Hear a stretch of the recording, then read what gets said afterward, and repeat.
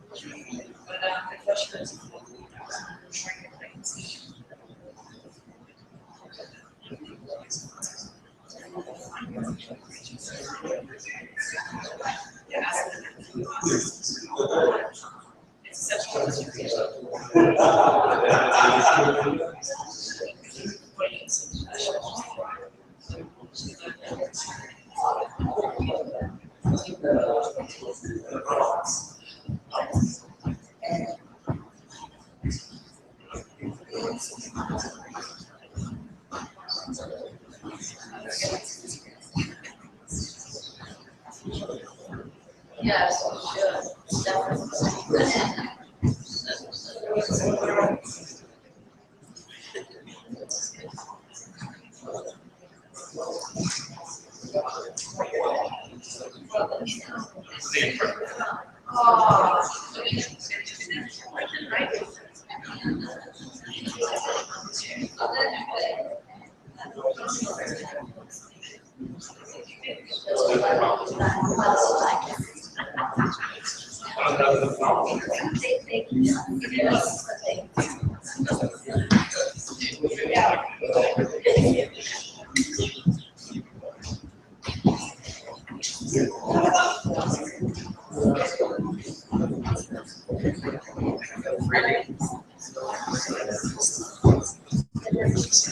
Definitely.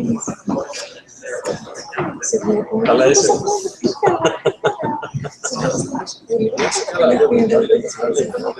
Τι γίνεται, εσύ στην Αθήνα ή στο Τόκιο? Εσύ στην Ελλάδα.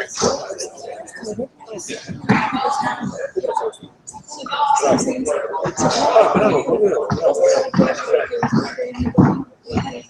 Ωραία, ωραία. Να είσαι καλά. Πρώτα να κάνεις και λίγο στο βαστάκι.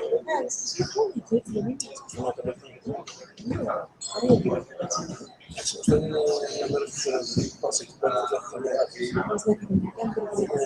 πολύ ενέργεια.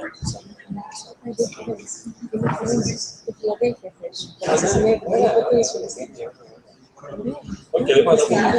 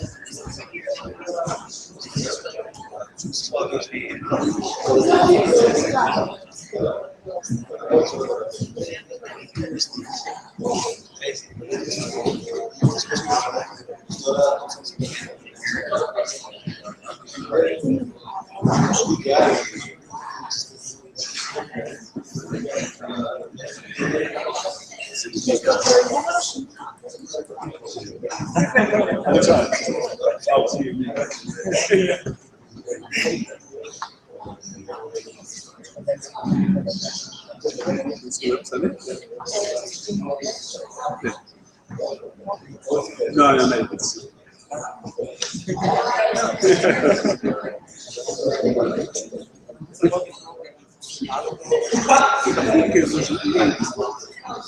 The streets are I use too.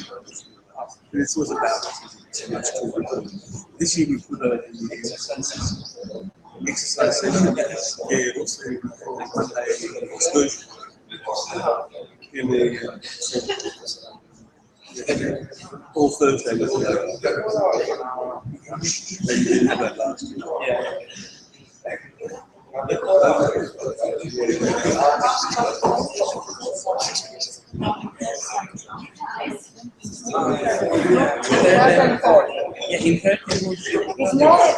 Yeah, I was there was you had the other place I think.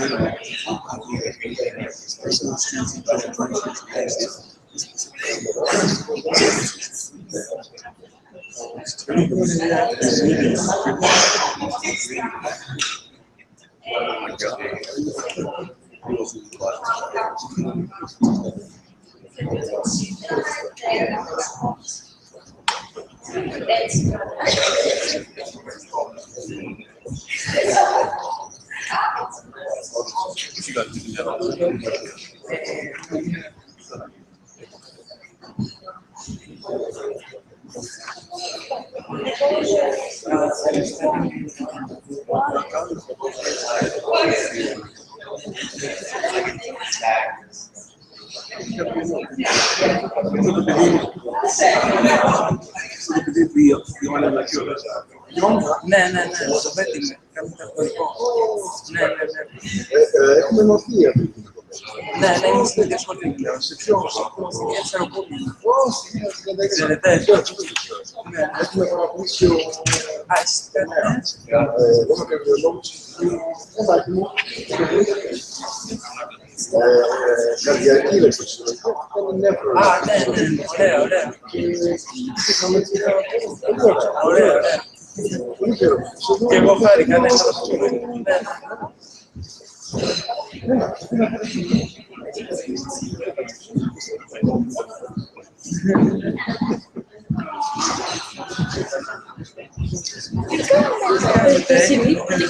Καλά.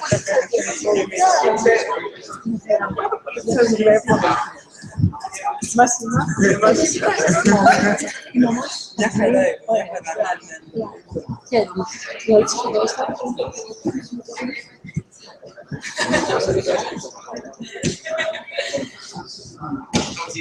Κώστα, αρχίζουμε.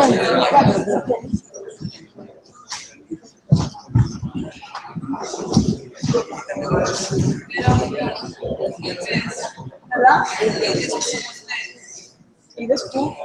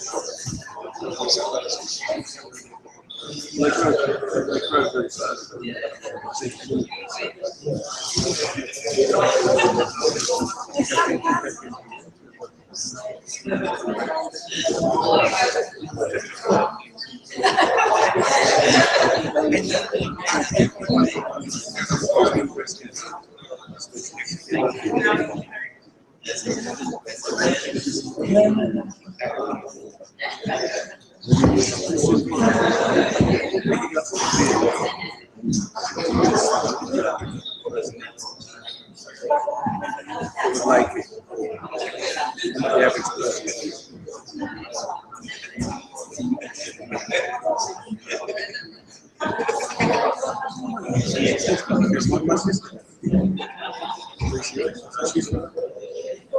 morning. I would like to welcome you all to the 13th Congress of the World Selected Biomedical Association on how to build synergies between academia and industry. As you know, WHBA is a non-for-profit organization originally founded in 1990 in the UK with the goal of bringing together biomedical scientists of Greek descent from all over the world. In 2010, the organization was moved to New York City, and we are very happy today to report that we have more than 2,000 biomedical scientists connected across 5 continents and 40 countries, and we keep growing. Today, it's a very exciting topic. I would like to thank our participants and panelists. It is due to your participation that we were able to have a high-quality congress today. And I'm going to turn over the podium to Dr. Parenthesis, who is going to be the first speaker on the topic of drug development, followed by Kimon Dudmanidis. Thank you.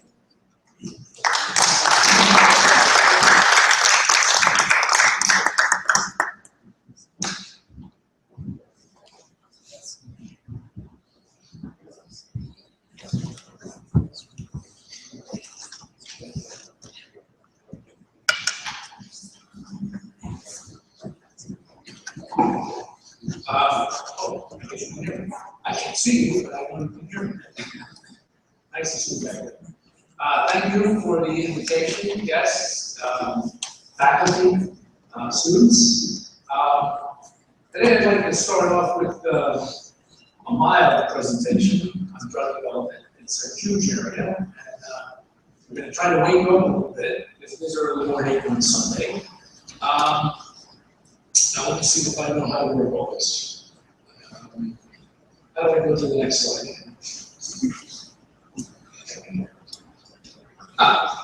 Excellent. So before we start on the history, just let me give you a brief overview of what's going on today with regards to drug development. Many of you, I think, are from the States. Many are not, but I'm sure you've heard about our elections that are coming up. And already, in our news cycle, we've had a lot of discussion regarding indirectly drug development. And that has to do with costs. Why do drugs cost so much? We're going to touch upon some of that today. And I'm going to try to review pretty quickly what's involved in the drug development process, how to get from discovery to the marketplace, and what's in the middle. Briefly, and I'm sure you're going to hear a little bit more about this in this presentation, let's talk about history. In the beginning, I hate when things start out in the beginning, but thousands of years ago, drug development was very popular, if you want to call it science, or if you want to just call it an area of interest. And we can go back thousands of years and we'll see cultures and civilizations of every kind have been doing drug development forever. And even today, we still have some drugs that are still with us today from the efforts of a few thousands of years ago. But the important piece of drug development, where drug development became more serious science, is in the last 50 years. And that's been through the efforts of science in many areas, many disciplines, and the area of technology. Technology has really blossomed the efforts of drug development. And that's going to go hand in hand with the costs. Because if you develop the science and you can develop the atmosphere of developing drugs quickly, but yet safely, you can maybe start to bring down the costs. Until now, we've been a little bit unforgiving in that area where the costs have not come down. The costs have actually gone up. And as we discussed this, you'll see why. All right, before I jump ahead, we'll have a show of hands. How much does it cost to develop a drug from the beginning, from the idea of I want a drug and it has to do with X, Y, Z, to getting it on the market and having it available to the public. Show of hands, $500 million. Anybody? Don't think that I'm going to trick you. This is not a trick question. Okay, $1 billion. Show of hands. That's pretty good. $2 billion. Right? Sure. $3 billion. This is not let's make a deal. $4 billion. Well, I can see, does anybody think it's more than $4 billion? Ah, we have a couple of takers back there. No, it's not 4 billion yet, sorry. It is $3 billion. And these are dollars in 2013 dollars. So we have 2016, we're going 2017, so it'll probably be a little bit more. Let's see. Is this red button? From what you can see here, out of pocket, it's about $1.5 billion. Meaning, that's what a pharma company or a developer, whoever that developer is, has deep pockets, is going to put into the drug development of a particular compound on average.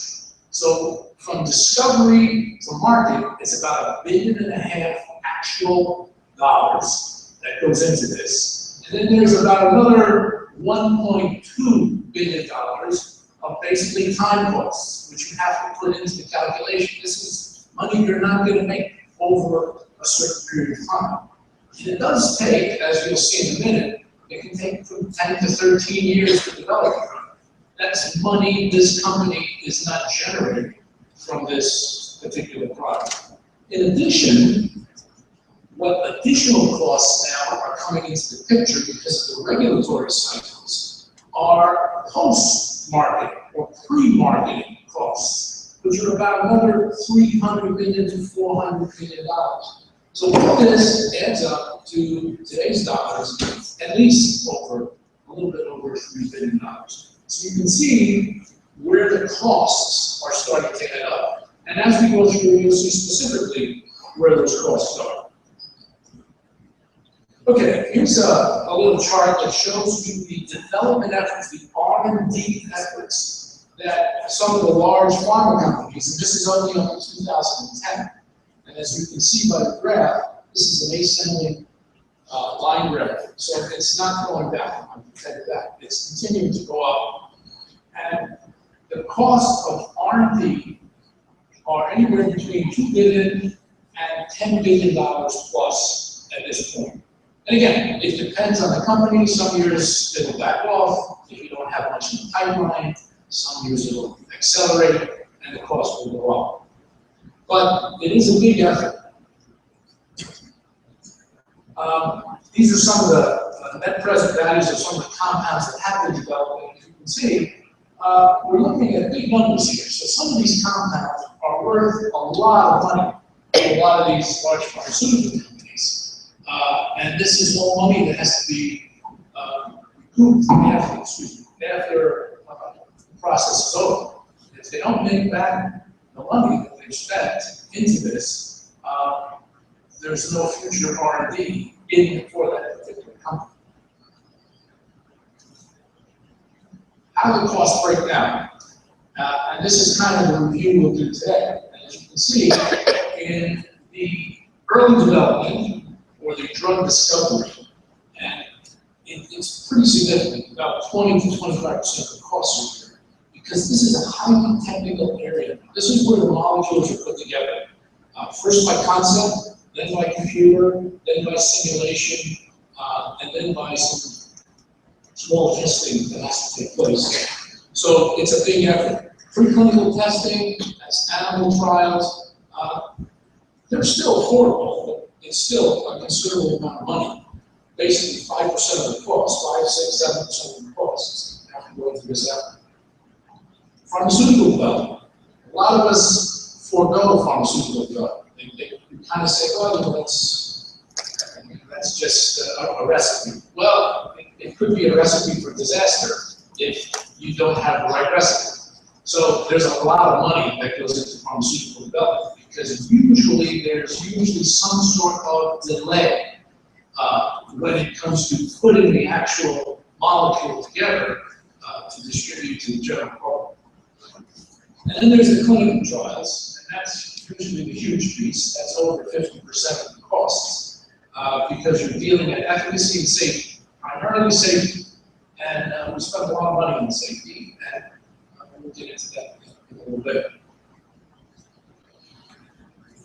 Okay, let's look at the timeline. How long does it take to actually develop a drug? So, drug discovery. This is the molecular design stage. This is the concept stage. Early technology. Somebody has to think of a compound. Somebody has to think of this. Okay, so do you go out and you look at one compound? No, because that would be crazy, because usually it's not going to work. So usually you're going to come up with maybe a list of 10,000 compounds. Out of the 10,000 compounds that you're going to simulate and try to design, 250 of those are actually going to get into the stage where you can start applying them to some sort of animal model. So from the 10,000, you're going to whittle those down to 250 that go into the preclinical phase. That's going to take you about 6.5 years. Then you're going to get into the clinical design. From the 250 that you've potentially tested or thought of testing in the animals, only 5 of those are going to make it into the clinical arena where you may have a chance to test this on people. When you start testing it on people, that's going to take you about 7 years. These are averages. So take a little less, take a little more. Depends on the molecule, depends on the disease state, depends on the regulatory structure and what you have to do. From the 5, 1 is basically going to get approved. So from the 5, some may get submitted, some may not. Usually it gets down to 1 that gets submitted and 1 that usually gets approved, and that's your best one. So look at the ratio here, look at the years. You start out with about 10,000 and you whittle it down to 1 that actually gets approved and actually starts to make money for it. And it takes about 15 years. Now that could take 13 years, it could take 12 years, it could take 17 years. I've been on both sides of those. Okay, what's the process? The process is discovery, as we just mentioned, manufacturing or pharmaceutical development, preclinical, which means we have to bring it into animals and test it. We go into the clinical phase, which is the human phase. Then we hit the regulatory process. Things get complicated there, but usually if we have a good compound and we've done the right work, it's going to go through and you're going to get it approved. What's involved in the discovery process? As you can see, as I told you earlier, with technology and science exploding now, there are many, many areas of science that are involved. And as many of the students, these are all open areas, all very interesting, all very scientific, and all very necessary. So the field has completely expanded and your opportunities have expanded. So as you can see here, from recombinant technology, enzymes, to proteins, to stem cells, to genetics, combinatorial chemistry, bioinformatics, this is where you're actually looking at a disease. We're not trying to treat a disease by trying to find a compound. We're actually looking at the disease and then working backwards to find the molecule that fits the receptor that affects the disease. It could be a lot easier if you have that technology again. And with many of the compounds today, we do. So it does work and it does help the process. And I think that's why in the area of medicine, we're finding a lot more therapies and a lot more potential cures.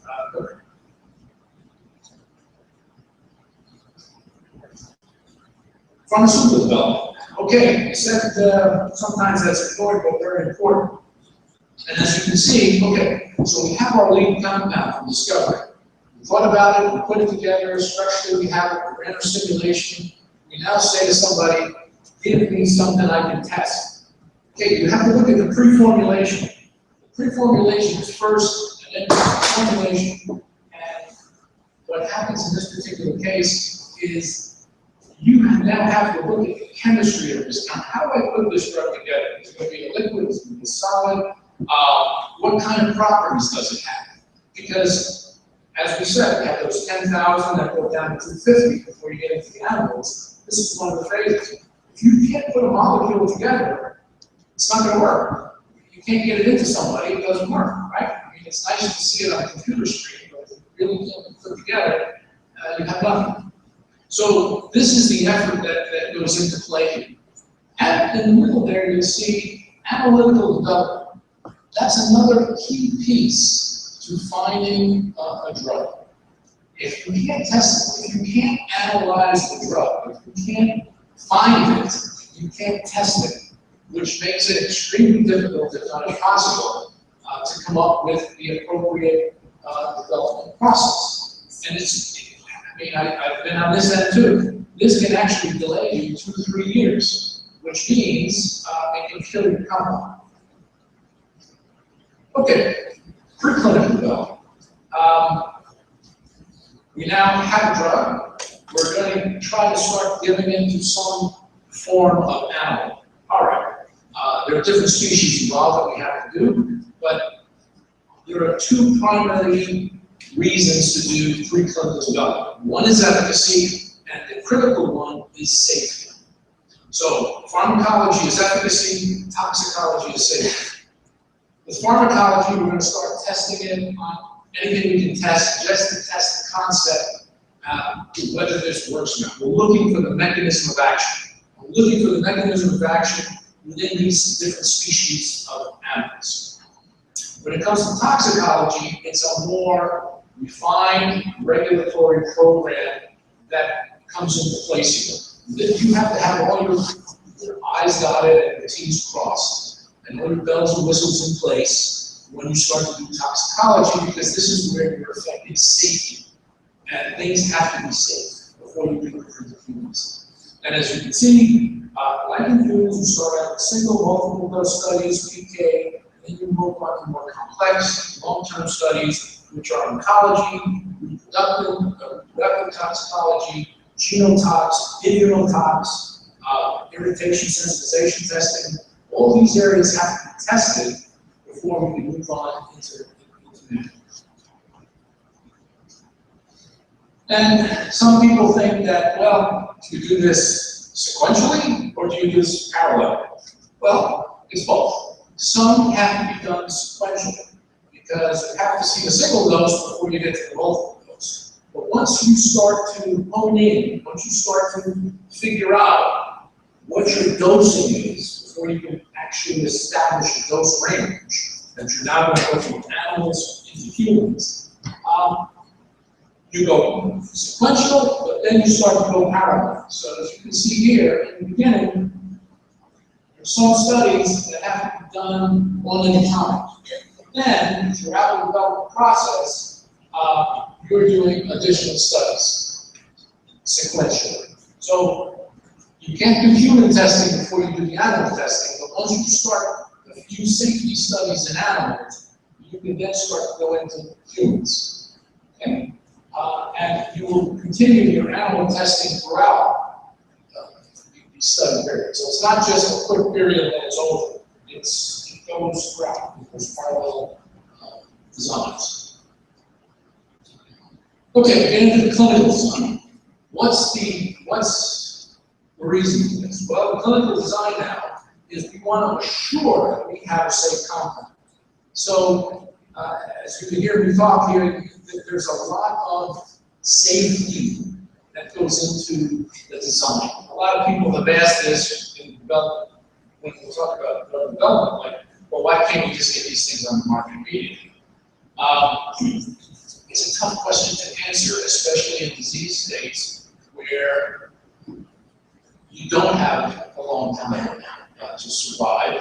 The disease is terminal, and you want to get something out there very quickly. Unfortunately, there is a method to the madness, and that method is a set of procedures which are used for all drugs, which the health authorities and the scientific community can look at and do the proper analysis and comparisons to ensure that we're on the right track and we're doing the right kinds of studies and the drug is going to work in a safe environment. So that's the whole principle behind clinical drug development.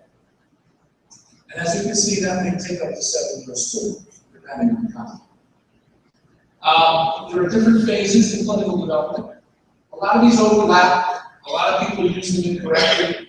A lot of people have no clue what they mean. And technically, there is no standard definition. So, I show you this because it's basically a guide.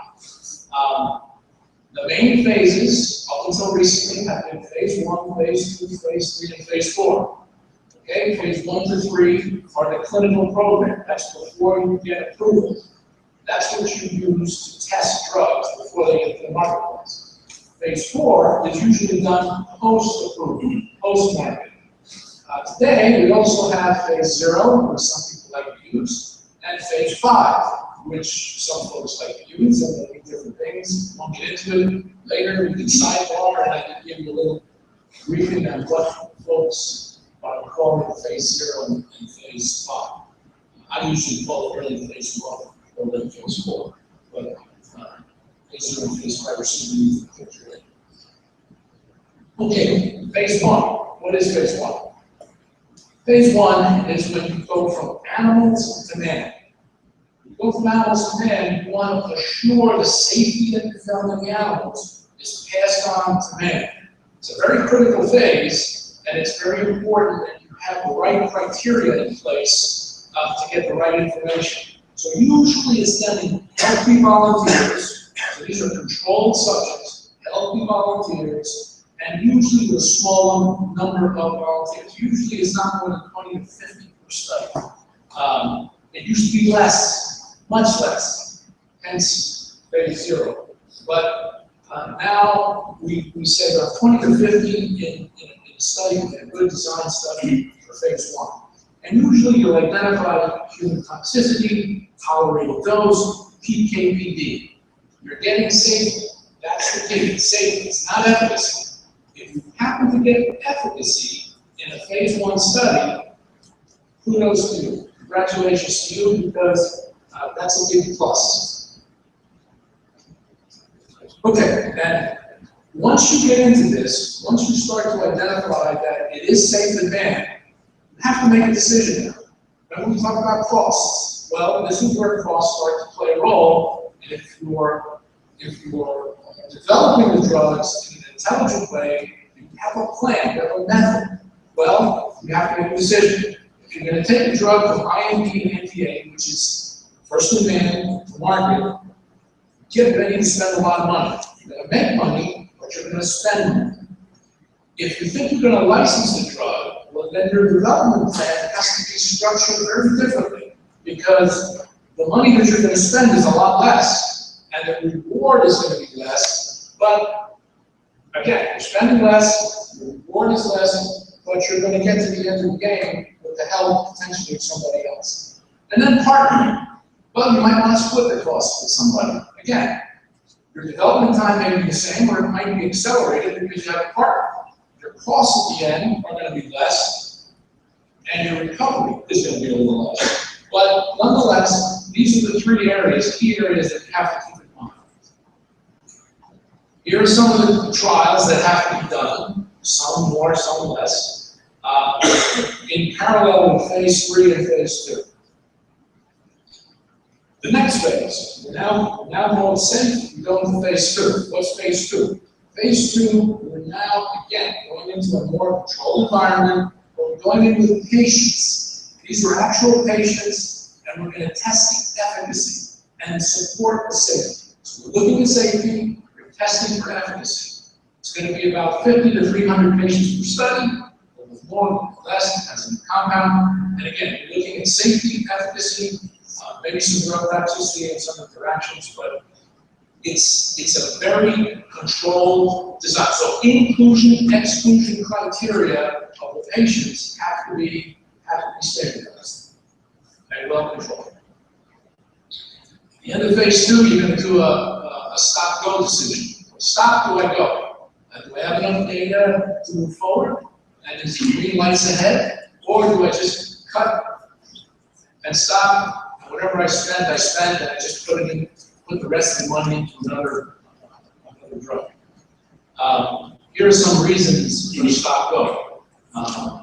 Too many side effects. The drug isn't getting absorbed.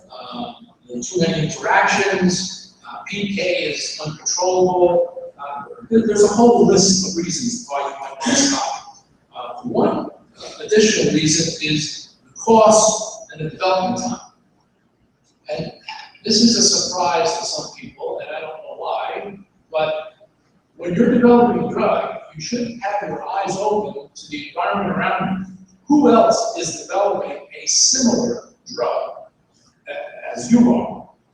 And what happens if your program is not put together well, and somebody else's program is put together better, well, they may beat you to the market. And that's where you have to make an intelligent and informed decision is, do I stop? Not because it's not working, but because I'm not going to get there first. And my marketing team has told me if I don't get there first, I'm not going to recoup. I'm not going to recover the cost of my drug. So some people just stop, even though they have an active compound. Okay, phase 3, we now have the more controlled studies. We know it works in patients, in a controlled group of patients. So now in phase 3, we open that up to all patients. So all patients are put into these trials. They're usually 250 to 1,000 patients each. It's usually done in a double-blind fashion, and you're supporting efficacy. You're pretty sure that the drug is safe. You're also looking at safety. You're always looking at safety. But you're looking for efficacy in a big population. And these studies can take a couple of years to do. A lot of this information is in the package insert, and you're going to have to do it with your final formulation. So going back to pharmaceutical development, that group has to give you the final form to do your final studies with, otherwise you're not going to get it approved. Here you go again, so 2 large studies, that's usually the regulatory standard. And they have to be well controlled, well monitored trials, usually pretty big. Okay, now you're ready, you've finished, you're gonna try for approval, you're gonna put this in what they call a CTD, a common technical document, and this regulatory document has been agreed on by most of the regulatory agencies throughout the world, the big ones, FDA, EMEA, the PMDA, and the Chinese FDA, the SFDA, as they call it, have this common technical document that they use. From discovery to phase 3, those little boxes are where you can put basically the reports and the data that you collected up until that date, which are going to get reviewed. This has helped in the review process. It's made the review process go smoother and quicker.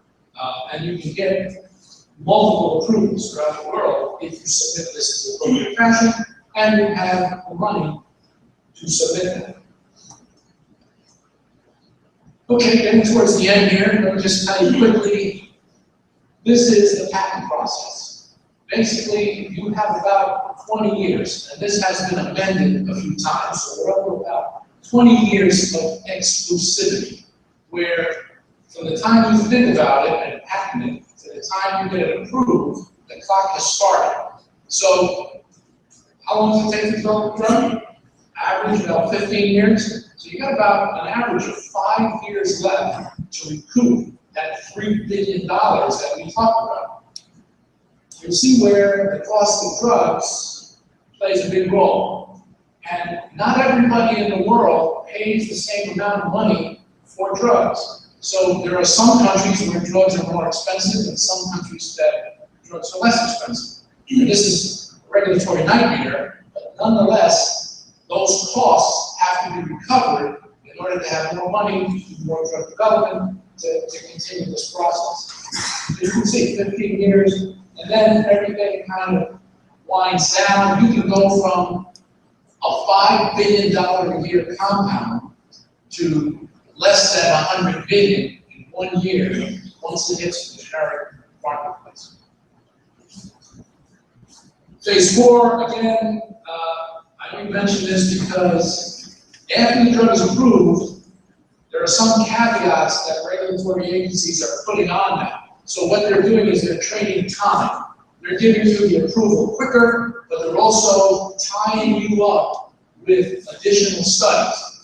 For example, in my area of diabetes, it used to be a pretty quick process, meaning maybe 12 years to develop a drug. But the post-approval process, now we have what they call cardiovascular outcome studies. This has increased costs dramatically because after the study is done, you may have to do a 6,000 to 12,000 patient post-marketing CV study before you can get full approval on your compound. That takes a lot of time and it takes a lot of finances to do that. So there are some studies that have to be done with some compounds that go on post-marketing. As you can see here, also pharmacoeconomic trials. Many countries in Europe, especially, are asking for pharmacoeconomics. That's also a huge cost to support why we need to charge a certain amount of drug. So we come to the end. So there's 10,000 out there, 250 that actually get through to animals, 5 that get into humans, and 1 that gets into men. Thank you.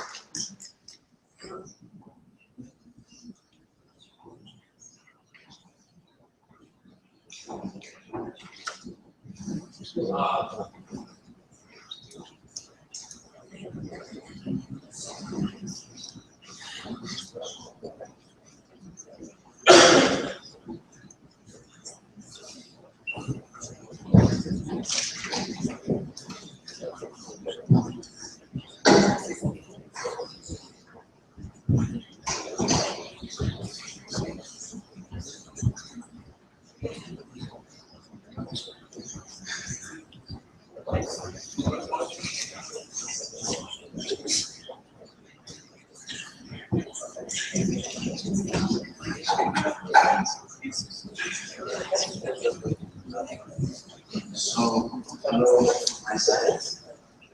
My name is Timon Martinez. I'm a medical advisor in the pharmaceutical company called Novartis for the past 4 years.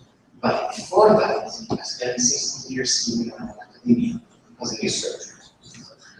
So today I'm going to try to give you an overview of the evolution of some of the key concepts in drug development. That took us from, well, the very first medicinal project, so roots, to the discovery of very sophisticated targeted treatments, such as monoclonal antibodies. So the target of what today is conventional bedside with a storage solution, and not a target as ADA inhibitor. So before starting, a big thank you to the faculty and the organizers of this event. It was my second time at this event, and I always find these endeavors very useful, especially in countries such as Greece, because they try to bring together, well, they try to bridge the huge gap that exists between academic research and So I would also like to thank George for his great introduction to drug development. And to thank him also because he accomplished the first part of the rather talking task that is to keep you awake until the next session, where the remaining the rest of the speakers will talk about transcendental research. So as I was gathered here this morning, I thought, what kind of people wake up on a Sunday morning in Greece at 8:30? Any ideas? So we have 3 different categories of people. So first you have people who go to church, right? Then you have people who work in the military. And the third category of people are scientists.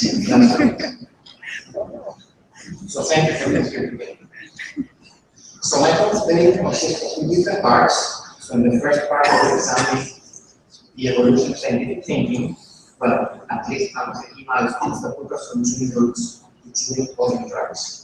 And in the second part, we will focus more on the bench to bedside transition. We will talk about the discovery of the molecule that was discovered in an academic lab, so A, and how this discovery led to the development of the drug with the potential to help millions of lives of patients suffering from chronic lung disease. Now let's see if we're paying attention at George's talk. So what takes 423 researchers, so people, roughly 6,500 experiments, 7 million hours of work, and $1 billion to $2.6 billion of investment. The tax doesn't have to be Swiss francs. We have the same amount in euros with the talking. Any data? Yes, no, thank you. You were paying attention, George. So it's a development of the drug, right? Now it is also important to understand that the business advantage, drug development wasn't today. And since the dawn of mankind, humans relied on anything but science to treat disease. So they relied on scientific observation, they relied on luck, they relied on arbitrary beliefs such as superstition, faith, pseudoscience, often with little success, but successful enough to ensure that we are all here today, right? To ensure the survival of the species. Now, it is also important to understand how we ended up talking about this very complex process that is modern drug development that George so nicely explained in his talk. And I made here a timeline summarizing some of the key events in drug development history. Unfortunately, we don't have the time to go through the details, so I will just give a very big picture. So drug development history can be divided into 3 different periods, starting from the Dark Ages, where we essentially have plant-based prescriptions and remedies. Then we have the Renaissance period, where we start chemically extracting and isolating active substances. And then we also have the first experiments in animals, humans. And then we have the golden age of drug discovery, where we invest in scientific understanding and we try to produce drugs that are actually designed. It is also shocking to realize that for the biggest part of this timeline, drug development was empirical and serendipitous. And then there was a sudden transition that was science-based. And today it is inconceivable to speak about, to give substances randomly people or animals and then try to determine the beneficial effect. Rather today we focus on understanding the disease, then on carefully selecting targets, and on designing drugs that will selectively inhibit those targets, and then assess the effect of these drugs in humans and developing services. Now, George talked about mobile pharmaceutical development. This is just to summarize that this process is not very efficient. It's characterized by extremely high attrition rate.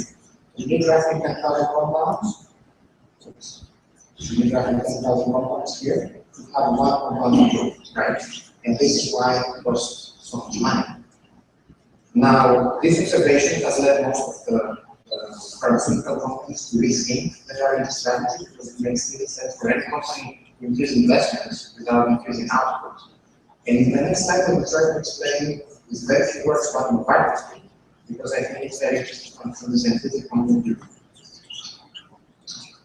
So, Novartis decided to reshape its R&D strategy following 4 principles. And this has been characterized by a professor at Harvard Business School, Gary Pisano, as a strategy taken from science. Now, the 4 pillars Novartis drug development is based on are first, the selection of projects based on the scientific attributes by focusing on research areas that have 2 characteristics. So first, they have a large unmet medical need, and second, they have the opportunity to develop deep biological insight. The second pillar is that Novartis focused on pathway-based drug development by exploring molecular pathways shared by more than one disease. And the ambition behind this thinking was to be able to have one drug to treat many different diseases. Now, the work has also accelerated the research and development transition, which, as George showed, is very time-consuming and takes many years. So fast and rigorous proof of concept phase 2 trials using very targeted populations. And last but not least, it was one of the first companies to invest into the very close collaboration between industry and academic stakeholders. And in 2002, the very important decision to transfer its major R&D facilities to Boston, Massachusetts, so that they're very close proximity with these leading academic institutions and is driving by the environment. Now, how does this strategy come into action? Well, by pursuing 143 different projects in translational research. This is done at the Novartis Institute for Medical Research, that's needed. Two of these projects take place in Greece. By having 501 clinical trials, 104 of them taking most of in Greece. This translates into $9 billion of investment, 9 million euros in Greece, and by having several breakthrough products, such as Ilaris and Akinham, a targeted IL-1 beta inhibitor that is used for treatment of very rare important diseases. Now, of course, it is a winning marketing strategy that leads to the winning of awards, as you can see here, by the very prestigious Excellence Award that we won last month. But it's also a strategy that has proven to be a very good bet. So betting on the science is a good bet after all. Here you see some extracts from a very, well, not that recent interview of our CEO, George a few years ago, where he talked about defeating the blockbuster. You know what a blockbuster is? Yes, no? So a blockbuster is a drug that generates over $1 billion of dollars of annual revenue, right? So it's a massive bullet. It's yes, something most pharmaceutical companies would like to have in their portfolio. So by using this strategy, we were able to produce several different drugs that targeted several diseases at the time and yielded commercially attractive revenues at the end by combining exactly these niche indications. Now let's move on to the second part of this presentations and see how the discovery, the accidental discovery, I would say, of a molecule in academic labs, in this case interleukin-17A, led to the development of one of the most promising therapies for people suffering from autoimmune disease. Now, a few words about this death-of-honor, so interleukin-17A. It is a cytokine that has emerged as a critical pro-inflammatory among broader cytokine families. It is a polydimeric protein, and it has a role in signaling that bridges the two different components of the immune system, so adaptive and innate immunity. It also plays a very important role in the defense against cellular pathogens, and it has been shown over the past maybe something years to promote inflammatory pathology in several different physiological components. Now, a few more words about its physiological roles. So interleukin-17A is a very powerful mediator in inflammation and macrophage destruction by acting through a variety of different cellular barriers. You can see here the by-acting on fibroblasts and endothelial cells that promotes inflammation. By acting on macrophages, the dendritic cells and podocytes promotes vascular damage. And by acting on osteoblasts and osteoblasts, it promotes photosensitivity and leads to bone erosion. And all these aspects are very common in chronic autoimmune diseases. Now, how did it all start? Well, it all started one day in 1993 with the discovery of the mouse model of interleukin-17A by the group of Herr Goldstein, as they were trying to detect novel molecules involved in immune functions. Then 3 years after that, in 1996, we had a cloning characterization in the immune functional characterization of human as a DNA by a collaborative effort between Jacques Lau and the same group of Herr Goldstein. And it was shown for the first time that interleukin-17A was able to induce production of pro-inflammatory mediators. And at the same time, it was suggested that this compound might have the role in T-cell inflammatory pathological processes, such as psoriasis and rheumatoid arthritis, two of the most common immune diseases. Now, a few years after that, the group of here USA, one of the pioneers in anti-IL-17 research, was able to show that interleukin-17A was produced by the rheumatic molecule, so demonstrating a role in interleukin-17A in the pathogenesis of rheumatoid arthritis, indicating for the first time that this molecule contributes to the active pro-inflammatory pattern that is characteristic of this disease. From 2001 to 2003, there were many papers published trying to examine in more detail the role of this molecule in the pathogenesis of arthritis and rheumatoid arthritis, both in human cells and in animal models. And most of them showed that interleukin-17A was also responsible for joint neuronal erosion in mice suffering from collagen-induced arthritis, so this is the most common rheumatoid arthritis, and in humans suffering from this disease. And one of the most important papers at that time was a knockout mouse of interleukin-17A that showed protection from arthritis, suggesting establishing a positive link between interleukin-17A and the development of arthritis.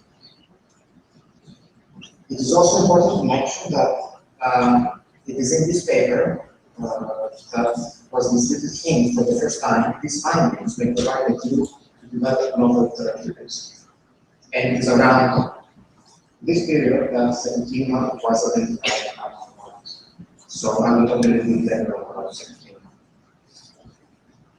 Now, it quickly became obvious that interleukin-17A was a major player in the immunity in several nervous systems, most of them models of arthritis, but also a model of experimental immune encephalitis, which is the mouse model for multiple sclerosis, suggesting a direct link between IL-17A and the development of immune diseases in all of them.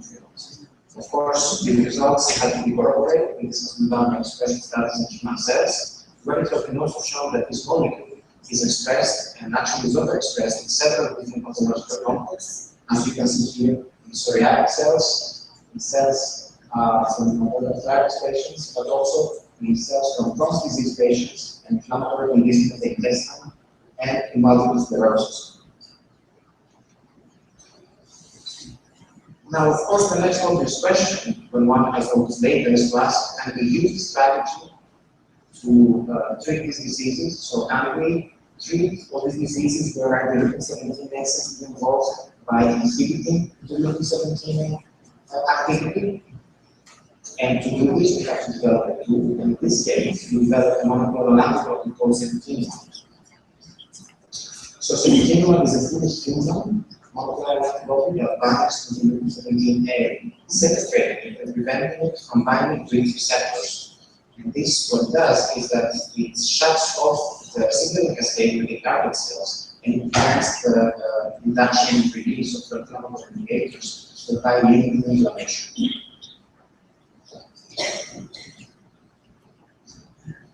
So now that we have this tool, we went back to clinical development to see whether it had an effect on humans.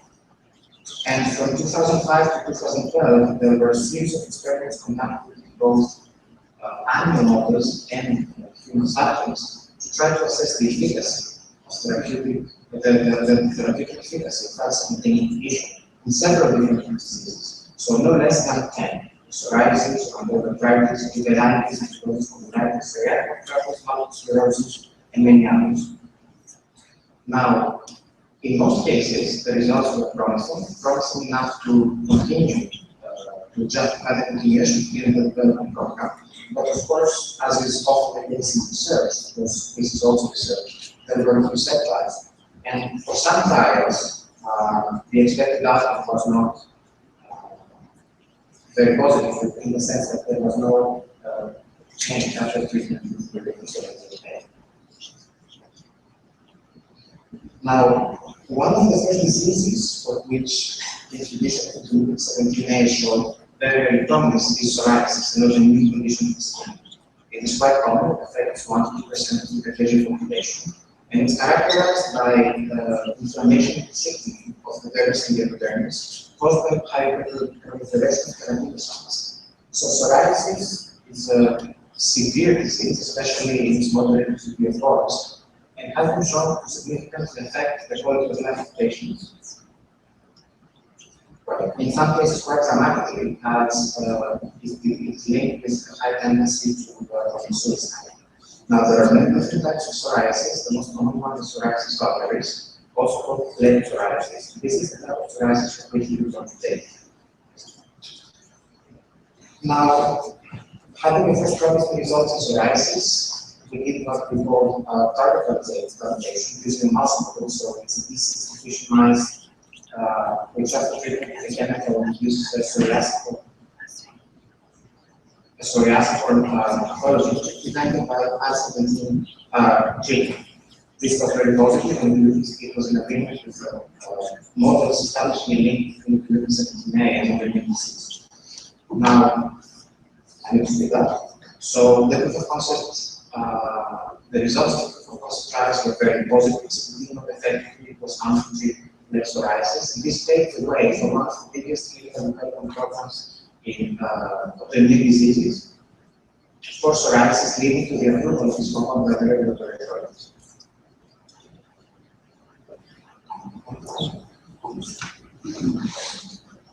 Although we do wake up early on a Saturday morning to come here, we are a little bit behind schedule, and we would like to move to the next session and have questions for the first 4 speakers at the end. So yeah, just the key. I will speed up. Thank you. Now, the next step was what happened in psoriasis, right? So we saw that the gluten-17A was involved in the pathogenesis of several other diseases. And here I would say a few words about a group of disease called arthritis, characterized by inflammation, chronic inflammation of the joints. Right? In this group, we have arthritis, but also psoriatic arthritis and ectodermal. Now, this is how the gluten-17A acts in these diseases, so it acts locally within the joints. It's produced by a variety of cells that are shown here. And it actually produces some more fibroblasts and cells involved in bone and chronic inflammation from cartilage erosion, joint structure. Now, psoriatic arthritis is a chronic inflammatory arthritis associated with psoriasis. It is also very severe and debilitating disease, which can be functionally disabling and severely affect quality of life. The results of proof of concept for psoriasis were also very positive, leading to a very fast clinical development program that is still ongoing, and the approval of the psoriasis continuum was awarded in 2018 also. The next and last disease of which I will talk today is ankylosing spondylitis, which is a very severe disease characterized by chronic inflammation of the spine. And the particularity of this disease is that not only it causes bone erosion, so not only destroys the bone, but it also it is associated with formation of the bone that causes the vertebrae to fuse together, resulting in what we call a no-lose spine. So, of course, it affects quality of life and functional ability very severely. And once again, the results of concept trials were very positive. And 17 months after quite a few years of clinical development is also today approved for the treatment of this disease as well. So 17 months today, we have an approval for 3 different indications: psoriasis, psoriatic arthritis, and ankylosing spondylitis. A total of 65 different clinical trials worldwide have been completed or are currently ongoing, and a total of 174 publications about 17 of the 17A have been published as the same public in December 2015. So I hope you understand how all this data reflects the material of effort and scientific investigation including the things that from the initial discovery of this molecule in the laboratory of Goldstein in 1993 to gains of patients that will eventually need to take. And this is my last slide.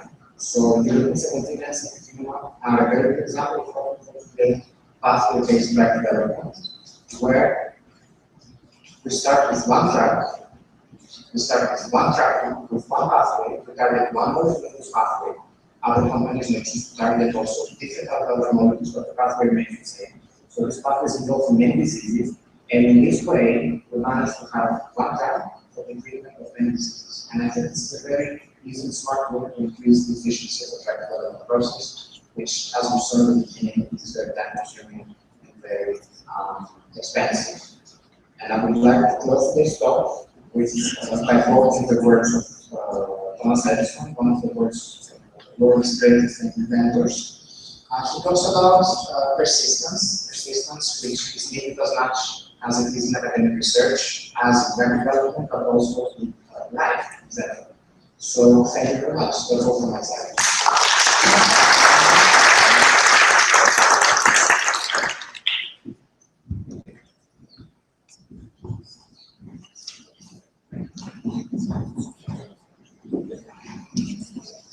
So we're going to proceed with our next speakers, Drs. Epimiotis and Delarenzo, and at the end we'll take questions for all first four speakers.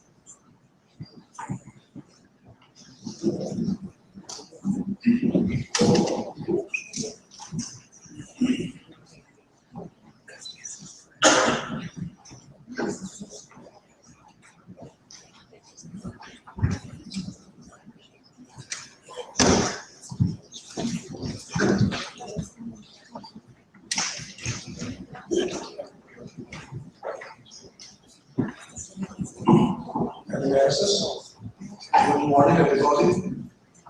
I'd like myself also to thank the organizers for inviting me to give this talk to you today. In the last two presentations, we saw an overview of the drug development. In the one of Timon, we saw a very elegant example of what we are going to discuss in the next two presentations, mine and the following one, which is the part that translates the animal data to clinical data. And I hope that you will understand why this is a very important part, and that's why it merits special attention. I come from Geneva, and what you see as Plus Life Science Consulting is my company based here.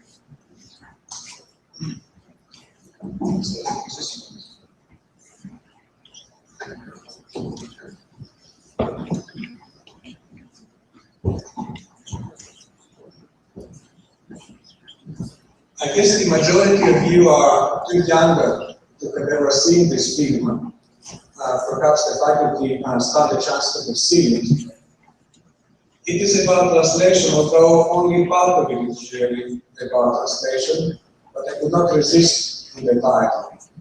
This is a 2003 film, but translation in biomedical research was already 10 years older, because it was coined in 1993 in the National Cancer Institute in the US, and it was about trying to link genetics and cancer. Since then, there has been an explosion of interest in this area. In Europe, you have the European Society for Translational Medicine, which defined translational research science in terms of three pillars, and we will see which are those three pillars, that we move from one to the other, from the bedside, from the bedside to the bedside, and then to the community. In the US, there's always much more that has been done. The FDA itself has an office of translational sciences, and it's more about bringing together disciplines that there are very much related to data analysis that they help the assessment of new drugs, but it is not only the FDA that there is a strong interest to do this. The NIH has established the Clinical Translational Science Awards, and more recently, you have the National Center for Advanced Translational Sciences.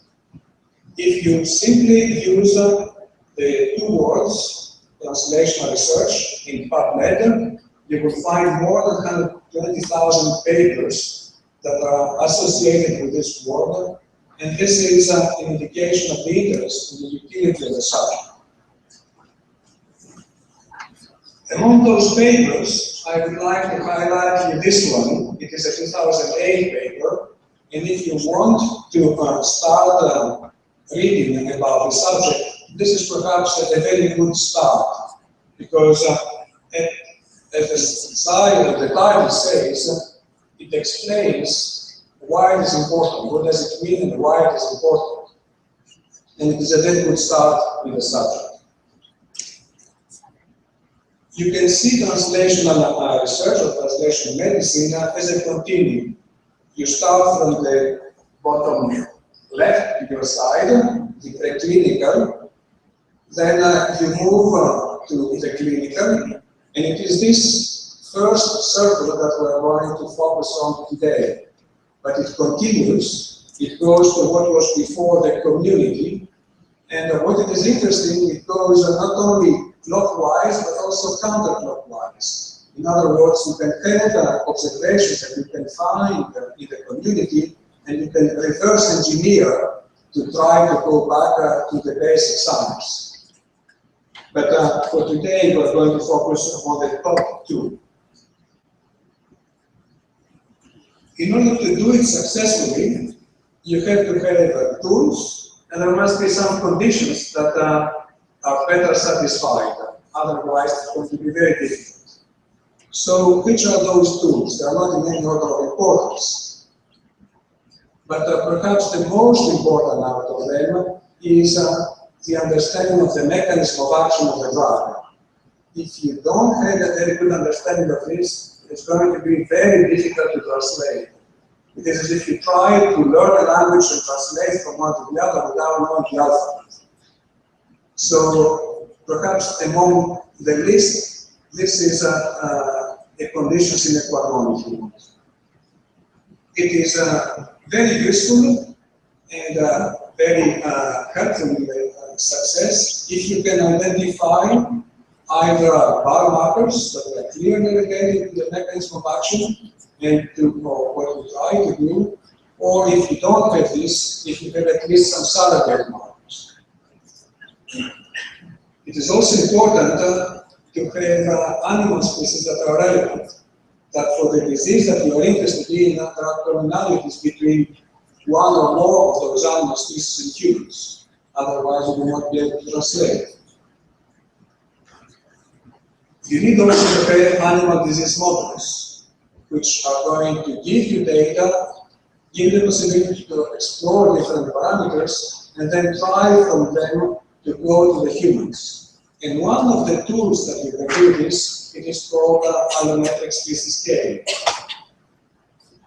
So you need to have, if not all, a good number of those tools in order to be successful. And the problem is specifically here. We don't have, for most of the things that we do, a good number of those tools. And that's why we have not been so successful or as successful as we would like so far. You can see the translation from preclinical to clinical in two levels. One is the level of safety, and it is actually the easier of the two levels. Because here, in terms of safety, you do have in general at least one or two animal species that are really relevant for your disease. It is very easy, and the design of the first in-human studies is helping you to make this translation.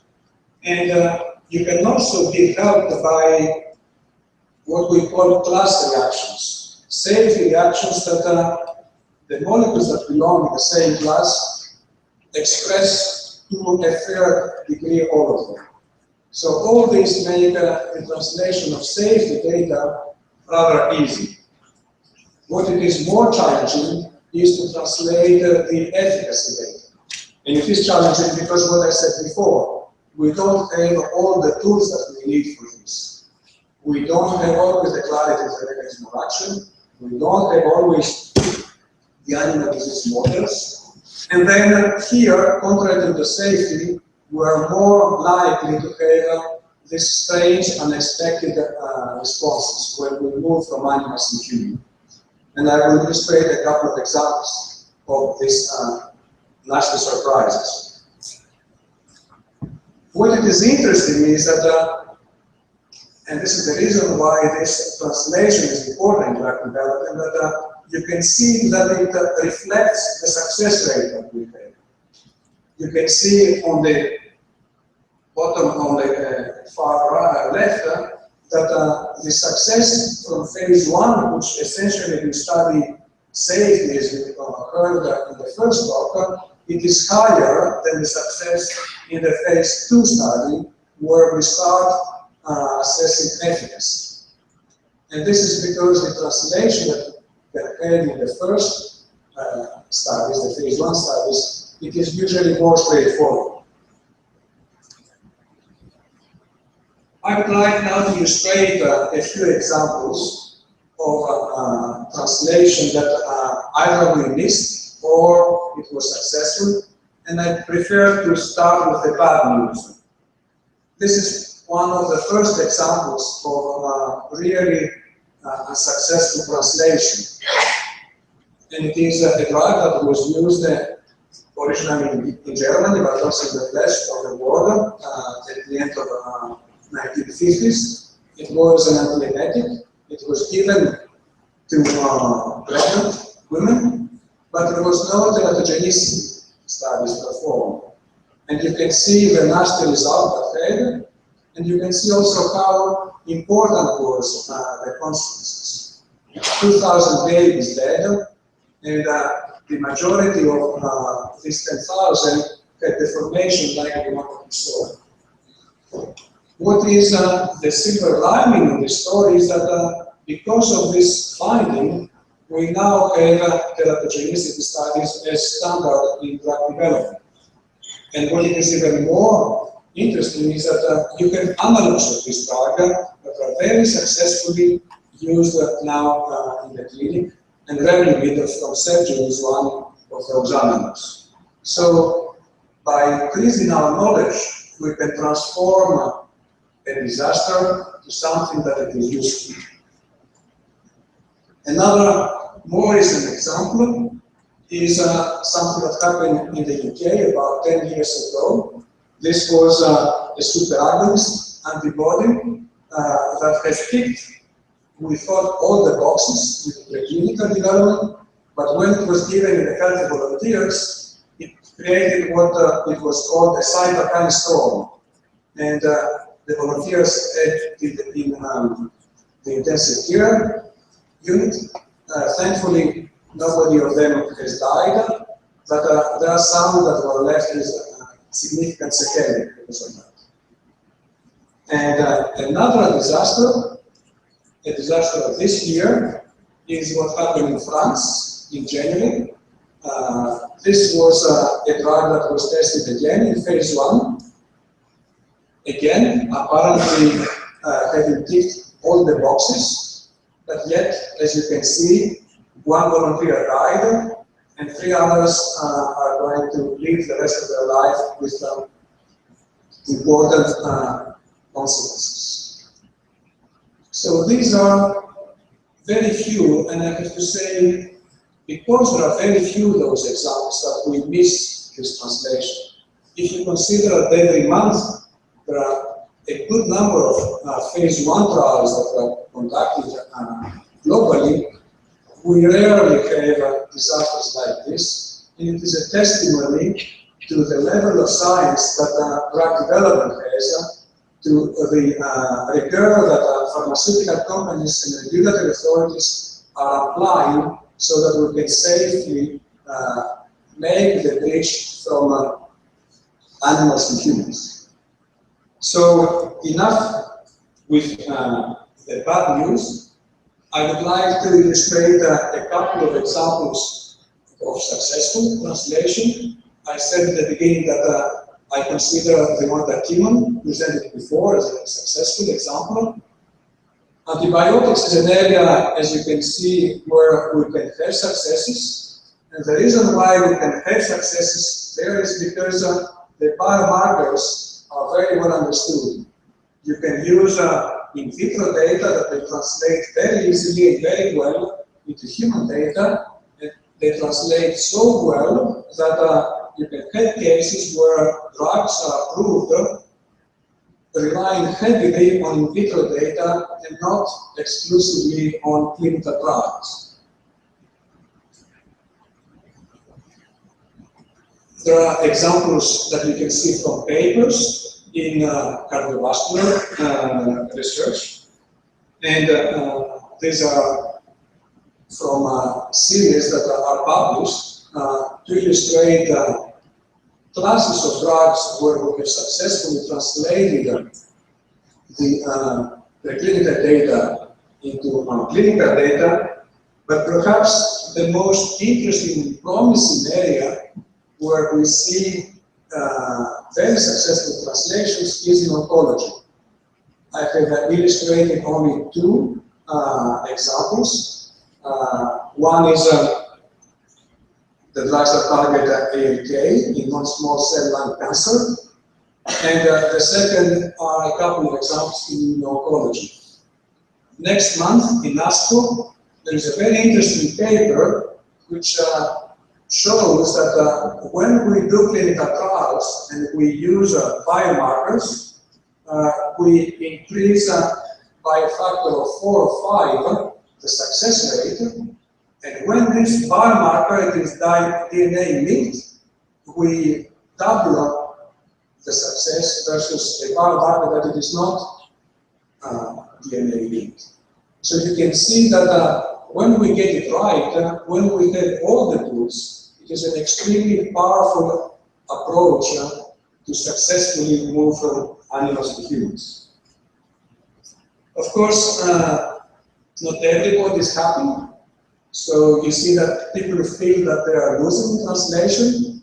And here is a paper that says, oh, we have moved too far in the translation and we forget basic science. If we don't spend money in basic science, we will not be able to translate.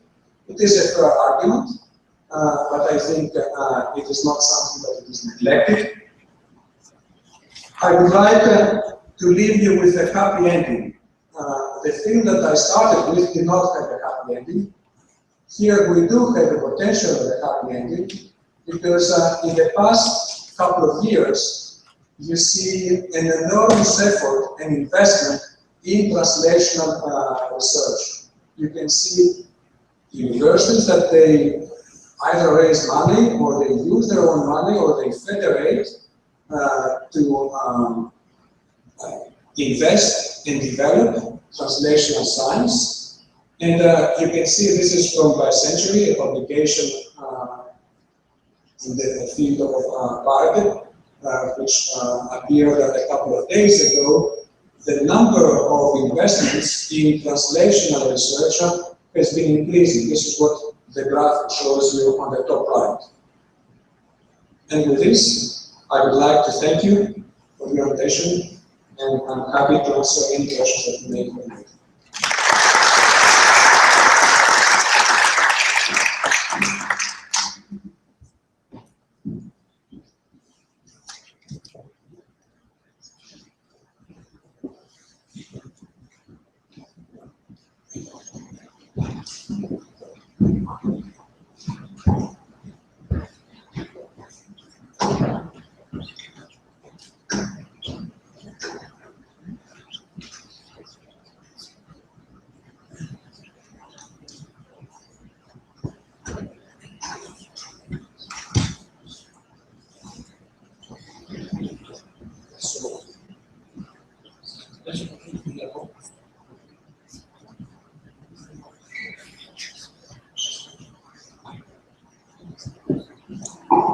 Good morning, Calimera, and buongiorno with my Italian origin.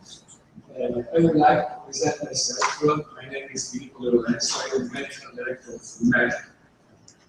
MEC Serolo, now MEC. And I would like also to thank the organized committee for inviting me for the TED in July. It is very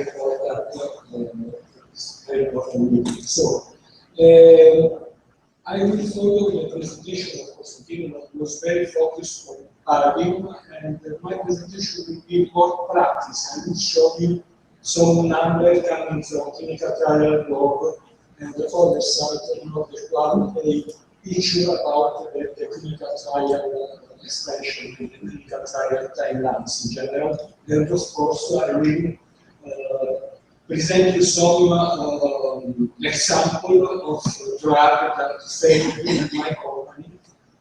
just in order to have you an idea about the problem and the issue that we are doing in translational research. So, Constantino before said a lot of definition about translational research. We are already heard from Timo the word bench inside. So the translational medicine is a research that applies discoveries generated in the laboratory to the studies applied in human, from bench to the side, or that speed the adoption of best practice in the community setting, so from the clinical part to the community part. We already see this diagram from which is the timeline for the central area, to the vaccine, to the basic check, the clinical trials, the regulatory approval, the patient care, my previous speaker have already described very well in detail.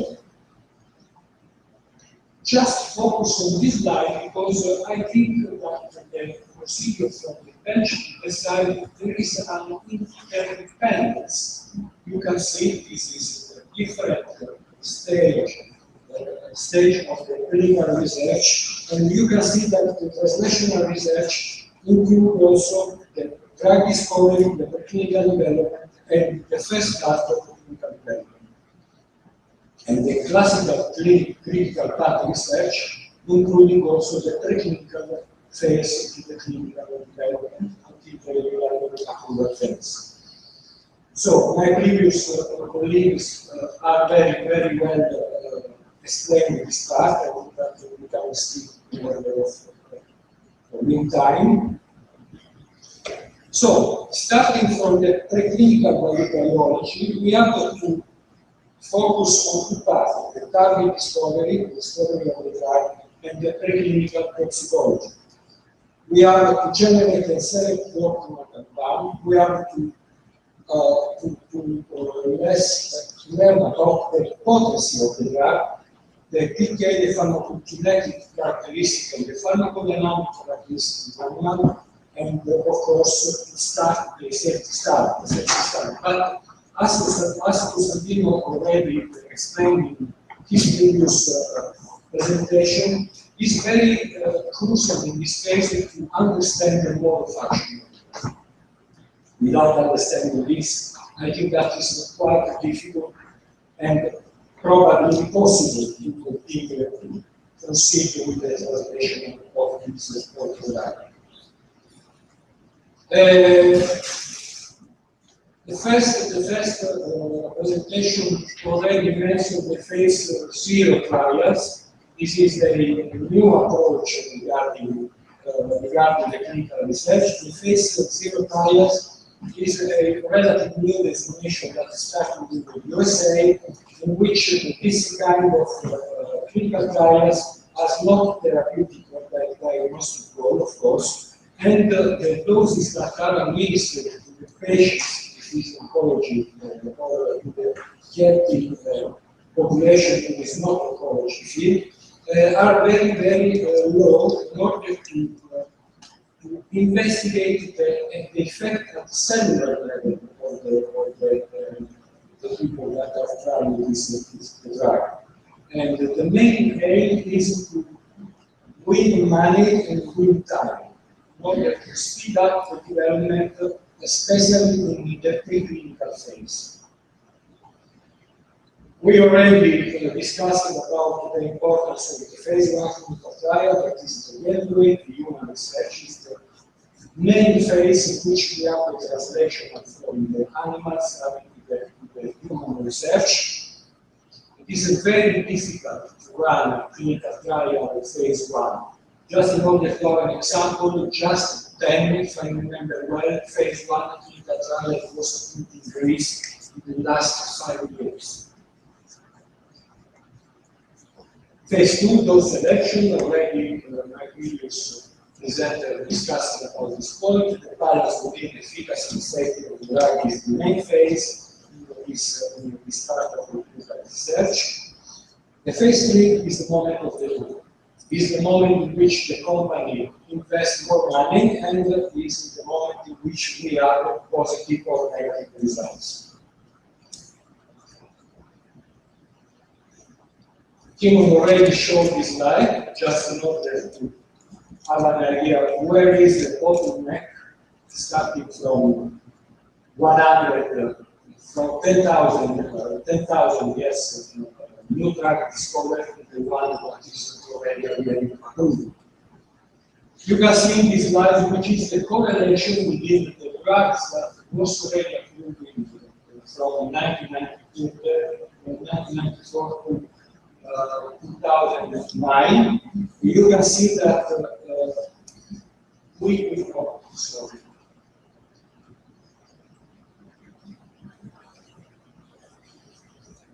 despite the continued increase of the cost of clinical research, we have relatively poor number of clinical drugs that are already approved. I will try to explain later which, for my point of view, at least, are the reasons for this. You can see in these slides also the cost per subject spread in the different clinical trial phase. You can see that regarding phase 1, phase 3, phase 2, phase 3 are around about the same money.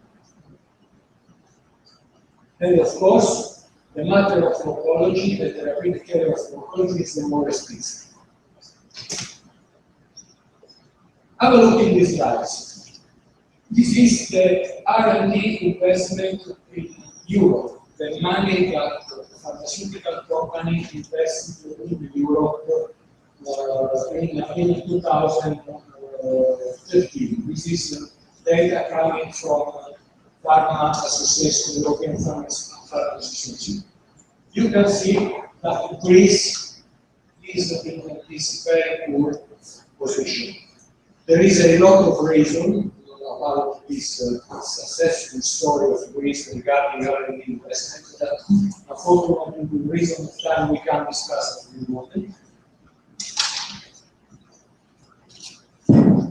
And just have a look in this slide that is coming from clinical trial work during the previous month, which is the situation of the total clinical studies that are running in worldwide and in Europe. This is Greece. Quite for the number for the European government. So, I would like now to proceed with two examples coming directly from my company. One compound that failed, completely failed, and another one that failed at the start and was restored during the time in order to try now to obtain the approval. The first one is evofosfonamide paradigm. This is a very elegant drug that is used in order to fight the hypoxia so the hypoxia in solid fluid. This is a drug that can be active in hypoxia behavior. You can see the volume of the cancer. This is the vessels. So in this region that is very well oxygenated, the region of the cancer, we in this region chemotherapy and radiotherapy can up and can destroy the drug. But in this region, that is the pressure of the oxygen is relatively low. This region is very hard to fight. It's very hard to have any kind of result with the traditional chemotherapy or radiotherapy. In this region, evofosfonamide have the possibility to act and to destroy the cells, the cancer cells. So it's combined mode of action with the classic, with the standard chemotherapy. This was the result of the first people trial, phase 1, phase 2, in soft tissue sarcoma. That was the first indication that we tried to obtain with evofosfonamide. You can see the very good result in terms of 6-month progression-free rate, the median progression-free survival is 6.7 months, of this huge number for this kind of cancer. And the other parameter that was very, very good. The other indication that we tried comparing also using phase 2 data was in pancreatic cancer, another very, very difficult to find cancer. The trial with gentamicin that is considered the standard of care was very, very promising. You can see the two different doses that were used regarding the glufosinate. The result was at the end of the story very, very good. So this was the reason that we invested in this molecule and scheduled a phase 3 clinical trial. You can see the study at this point.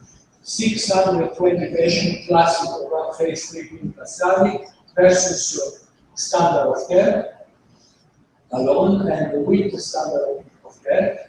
The primary endpoint was the overall survival, like the previous one. And more or less the same trial was already implemented in pancreatic cancer with standard of care therapy, gentamicin in this case. Okay. More or less the same number of participants. So, we was almost sure that during this year, we will have a good communicated result of this phase 3 clinical studies. Unfortunately, the results got the primary endpoint for both indication, unfortunately, for both indication was raised. The result was that Merck lost $25 million when he acquired this molecule, and a lot of money also in order to implement the phase 3 clinical.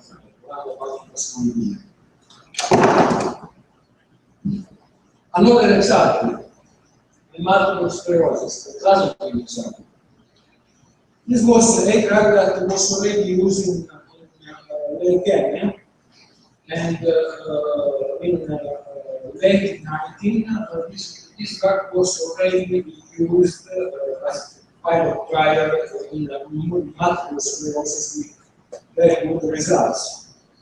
Merck developed a oral preparation, and in 2007 we started the Clarity study. You can see the implementation of the trial was 300 trials in 2 phases, phase 1 and phase 2. We don't have time in order to go in details, but it's a classic phase 3 clinical studies with the long-term phase. So, the result of the first part of the clinical trial, the advice that we took from FDA was negative because unfortunately in that study we found 4 cases of neoplasia versus using therapy versus 0 cases of placebo. You can see the number: 0 cases of placebo, 6 cases in the group with 3.5. 4 cases with 5.25, 10 cases in total. And this was the reason that Merck decided to froze this molecule until Professor Giovanni, that was one of the advisors regarding the development of this molecule, started a meta-analysis in which they found at the end of the story that this was no increased risk regarding cancer. And they, using the meta-analysis, Clarity extension, the oracle that was registered that already run in Australia. In Australia, there has been took the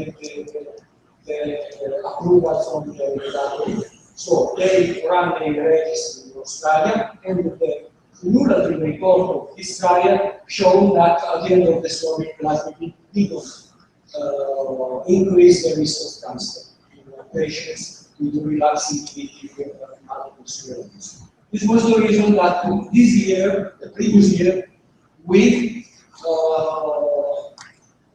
wrote a letter of intent to the EMA in order to reconsider the possibility to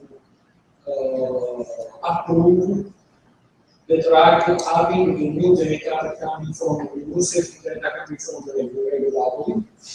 And in 2016, which we will, in the next days, we will submit the new dossier regarding the definitely in order to obtain the treatment. So,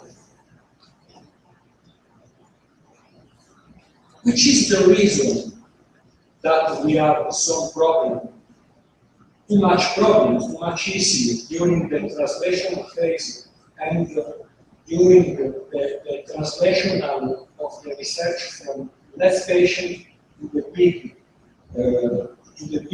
group of patients, from phase 2 to phase 3. I think that the reason are various. For example, we don't have any kind of consensus about the efficiency of the drugs problem.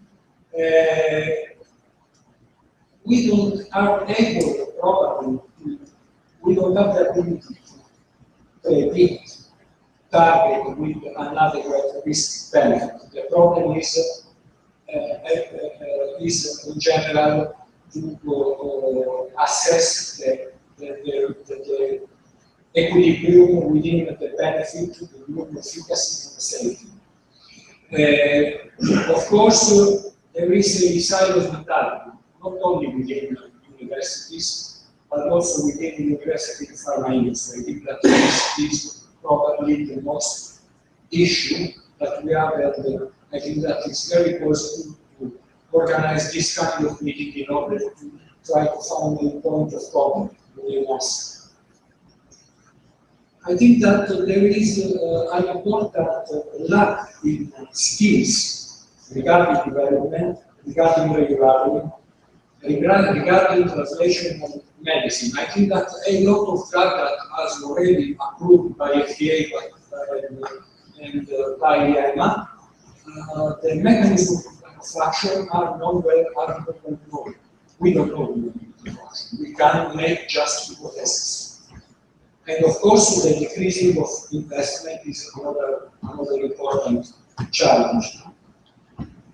Biology and biochemistry is complex science. It's very difficult to find pathways. I think that there is a delay in the decision that was already explained by the previous presenter about to go or not go decision. We should decide before and not later if it is necessary to continue with the development or not. And another part that I think that is important, we have to be very careful in order to choose the surrogate endpoint. It's important that Kostas already mentioned in his previous presentation that surrogate because that biomarker are important to be in DNA because this is the first step for individualization of therapy. Of course, we need to have less tolerance regarding the safety part. And of course, we have to prepare better values. That is another very important part that industry at the moment does conduct, which is the two list. First, we have to share knowledge within regulatory authorities, within pharma, within university. We have to develop consortium, like for example, bionic muscle. We have to fight now among the silos mentality. We need to educate and create skills for more efficient procedure. We have to create a register in Greece. there is not any registry for any disease. We don't have registry. So registry is basic in order to have a successful development of this one. Of course, more specific therapy, utilization of therapy, especially in oncology, are very important. Simplify the bureaucracy, approval, regulatory also, I think that they can help. Increase transparency, especially in correlating in the relation between university and pharma, and of course, balance the cost effectiveness. So this is a mirage, a kind of mirage at the moment. We need to collaborate, pharma industry, biotech, and academia must work together in order to develop this drug. This is the different task in which probably pharma, biotech, and academia could be involved during the development of the drug. And in order to conclude, which is the message that we have to take with early on? We need to understand that the translation from bench to the site is not simple, it's not linear, it's very, very complex procedure. We have to educate the new people like you are in better comprehension of the biology, the pathophysiology, better comprehension of the body function of the drug that we are developing. We have to revisit and remodel probably the early development stage. And we have to avoid the more simplification that at the moment we are in basic check. This is another more simple project, not coming in detail during the first phase. It was one of the reasons of a lot of drug didn't meet the good qualities during the translation phase. Stay more focused on safety. Is a relatively simple safety phase during the clinical development, but we have to stay more focused. Of course, more knowledge, more training, and more collaboration within different stakeholders, especially I will be within pharma and industry. And of course, about quality, bureaucracy that we have a lot of bureaucracy in order to obtain an approval of the clinical trial.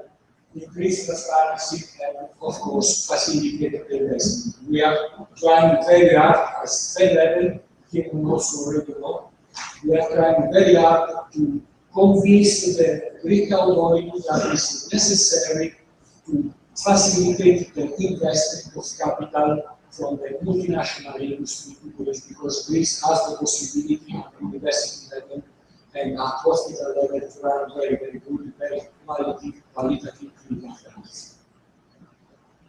This is from my side. Thank you very much. And we'll work together in the session. Thank you.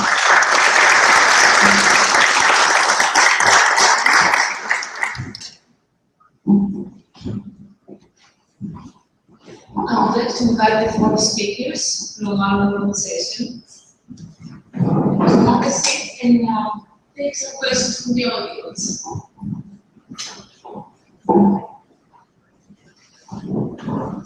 So I can pose the first question to the panel. As we know, in drug development, one of the best ways to give a good drug is to give it to everyone. Even for the approved drugs, in the US alone, the top 10 highest grossing drugs work in less than 20% of people who take them, which is now called in precision medicine. So there's a big push to move towards precision medicine, taking into account inter and intra-patient variability, mutations, etc., trying to understand which patient population will respond best. And in fact, there's a push for an N of 1 clinical trials. So how do you see this in terms of future drug development?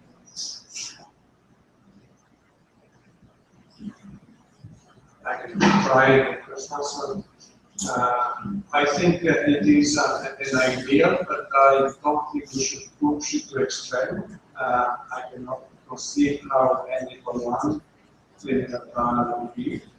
It's not going to be, and it's not, I think, necessary for all indications. So I see it as a tendency, a legitimate and useful tendency, but I don't think that we should dream of something that is not good and not possible.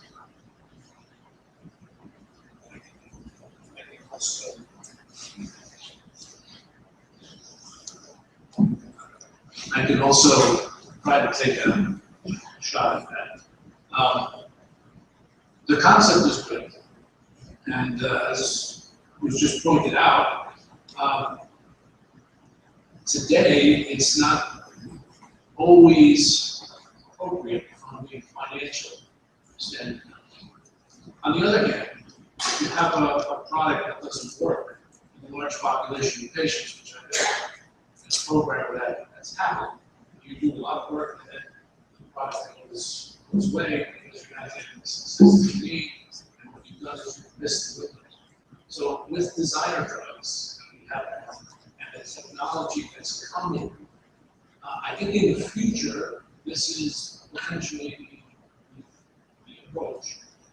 But that future has to be decided on very early in the development of the company. It can't be decided late in the program. It can't be decided once you get to the clinical trials. This has to be decided very, very early, and then very specifically, and then a very quick approach to the marketplaces. If it takes the same amount of time, and the regulatory rules don't change, the financial pressure is going to be so great.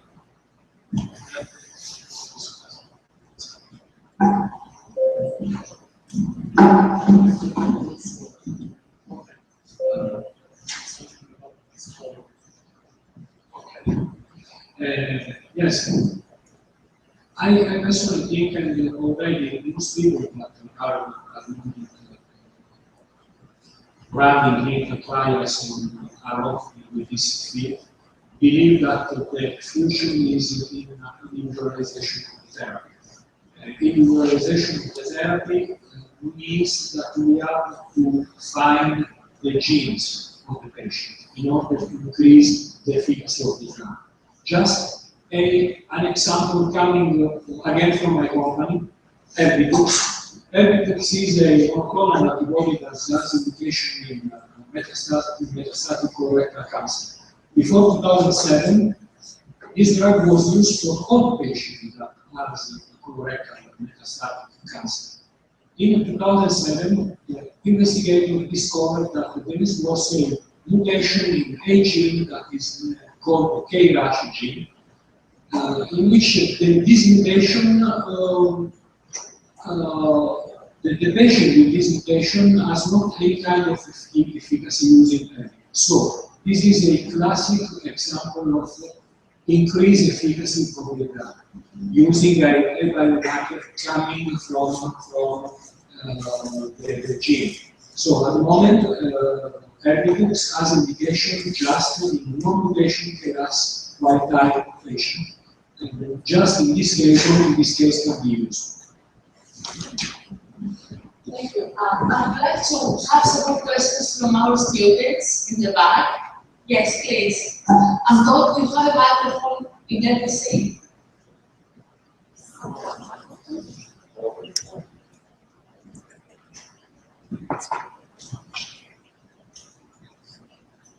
So if you're a pharma company and you're developing a drug, and there is a competitor that is developing a similar drug, how much information you have about their progress? Are they announcing it or keeping some secrets that you don't know, and in the end you might not take the right choice to continue or stop that development?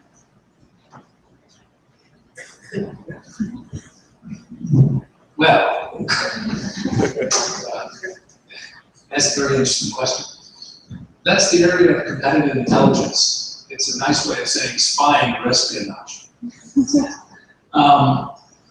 Typically, pharmaceutical companies like to keep their products secret for as long as they can. And they will put pressure on researchers with regards to publications, too. And again, it depends on the company. I've been on both sides of that. of course, companies that won't allow you to publish until a certain phase of the development is over, and then there are other companies that are more open. There are efforts in the United States, and I think also in Europe, to bring researchers in academia. I think one of the speakers addressed that academia, pharma, and research in all areas together and form consortiums where they can share information. Because if you share information, somehow things get done better. But today, still, we have these very closed silos, as was pointed out, with companies and even within the companies that make it sometimes difficult and delay things and increase costs. So I don't know if I've answered the question, but there's an attempt to bring things closer and more open. But whenever money and people are involved, it gets a little complicated.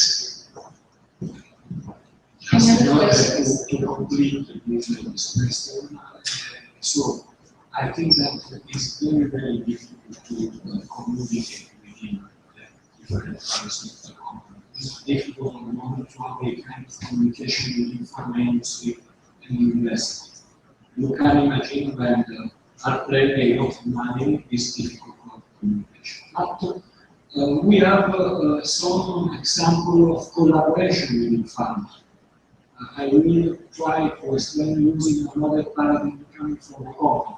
We are at the moment under development an anti-PD-1 molecule that will take indication in necessary as a kind of nuclear disease. So the development of the drug is in collaboration with Pfizer. So at the moment, Merck and Pfizer, without merging, without any kind of merging, are developed together a drug, and this was the reason probably that we use the help of Pfizer, because Pfizer is very big pharma company, bigger than that, and they have the money in order to proceed with multiple indication phase 3 clinical trials. So this program, the Java program, is a program that will cost around about 4 billion euros to Pfizer and Merck together in order to develop this drug in phase 3. So, I would like to answer both questions, but using the example of technology I talked about in our presentation. So the first question is, how do we proceed in other companies develop the same type of studio? Well, nowadays that's a big problem because, as I showed you, after the drug development, the initial information is not proprietary, right? So it comes from the university, so it's published, and then each and every company can go and decide to develop its own drug. You don't keep specific components about it.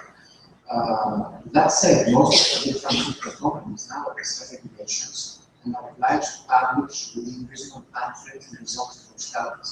So the easiest way to find out about the studies is to go to a conference. So in hematology, we have this ACR in the United States and in Europe, with the hematology congresses in the world. And regularly, at each one of these meetings, always we present findings from the studies. Right? So it's easy to find out what other people are doing. So the company that wins is the company that does everything faster. And in the Sakima case, we were the ones that brought the first-in-class drug to the market, but there are other companies that follow. We expect the next technical wave to begin within the next months. So next year will be from LAPD, so very big company as well. And the third company will be from the collaboration between Andrew and so it's not your business. Yes. So now coming back to the first question regarding individualized medicine, I think as a concept it's great, and of course everybody would like to do this, but there are significant hurdles, and one of the major drawbacks is that you need to understand the pathogenesis of the disease to an extreme level of detail, right? And to do this, you need biomarkers, and we have a very hard time identifying biomarkers that will allow us to stratify the populations population that should take the drug and population that should not take the drug. And this is something that has to be done very indirectly. So, you know that human beings are very complex, biology is very complex topic. So the magic that we have is to find for each of the markers, we have markers that will allow you to take the decisions. So of course it would be great, but technically it's very difficult. It requires a significant amount of investment and time. Can I just make one comment? So I just want to, I think it's a very good question about the competitive intelligence and how companies work with each other and also share data. And I just want to disagree a little bit with some of the panels. I think as an industry, we've actually become more than we've ever been. One of the reasons being that when you have 3 or 7 teams in development where they work, the more transparent you are about your data early on, the more excited you get the clinical community and patients about using your therapy. So I think it's actually very important for us to obviously try and keep some information confidential, such as, for example, the chemical structure as we last minute, more to protect ourselves from genericization of data from generic companies early. We share our clinical data and actually our preclinical data more than we ever have in terms of both publications and looking at what each other are doing at academic conferences. So when you go to ASCO, for example, in a few weeks we're going to see everyone's data, and we're going to be working very hard to understand how our molecules compete relative to one another, so we can start to position them differently. Because even, let's say, the anti-IL-17, some of them target the receptor, some of them target the ligand, some of them have dual mechanisms of action, they all going to work slightly differently. You can actually position them in slightly different patient populations with slightly different advantages and disadvantages. So being transparent is actually to everyone's benefit in the long run. Yes, please.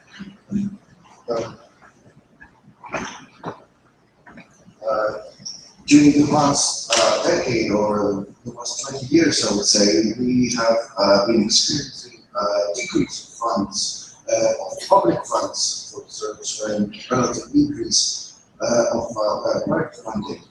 So my question is, how does the pharma industry view that? Is that a good thing? Is that a bad thing? What is the optimum balance between public funding for research and private funding for research?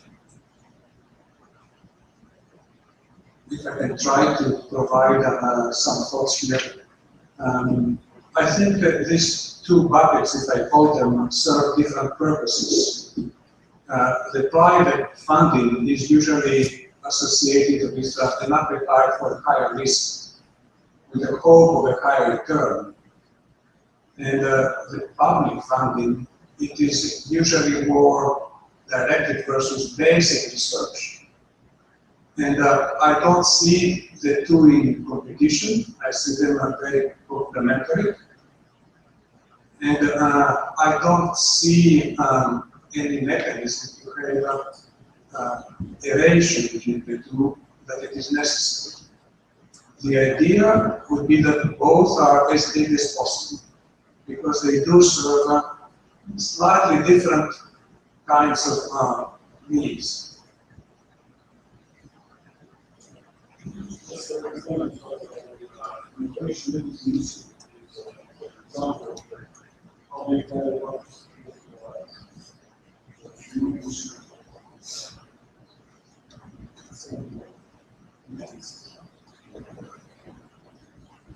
I would like also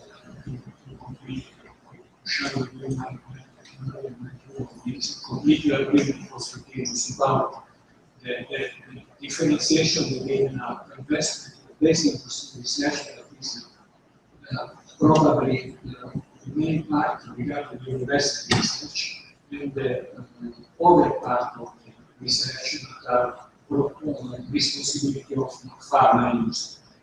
But we can see that during the previous these years, we have an increasing of investment from pharma companies in the drug development versus the decrease of investment for basic research in the university. I think that this investment from the pharma industry should be better addressed in part, for example, like business development. I think that the success of a pharma company is based mainly on business development department. If they make very good their job, they will get the company to invest right, to invest better, and to invest also, get the university to invest in basic research. I think that business development of the company is the key. Just quickly to finish on that, I showed you a chart of R&D investment, private, pharmaceutical development. And you see that the chart is it's going up. So R&D investment is continuing to increase. Yet, because of the economic status worldwide, for example, I'll just pick the United States, we have a decrease in public government funding. You might see increases in certain departments, but that's moving buckets of money from one area to another, just as a focus of what seems to be important at the time. But the overall funding is starting to decrease. Again, that's mostly due to economic pressures within a Yes. Hi, sorry, my name is Nicole. So we know we're all moving towards a green era. And we understand that developing a new drug needs time and a lot of financial investment. Could you please discuss the potential of repurposing drugs within your own company, or how this could benefit, for example, the collaboration of the government into investing supplements into that?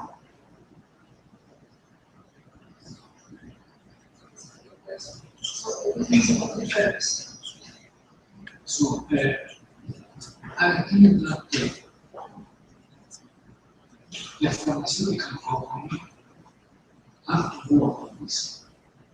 This is an issue. As I already said before, they need to invest more money and more people in business development. If I have a very good business development, I can detect from the university, which is basic research that is worth to continue to do. Just one example. Roche, that is at the moment one of the strongest companies.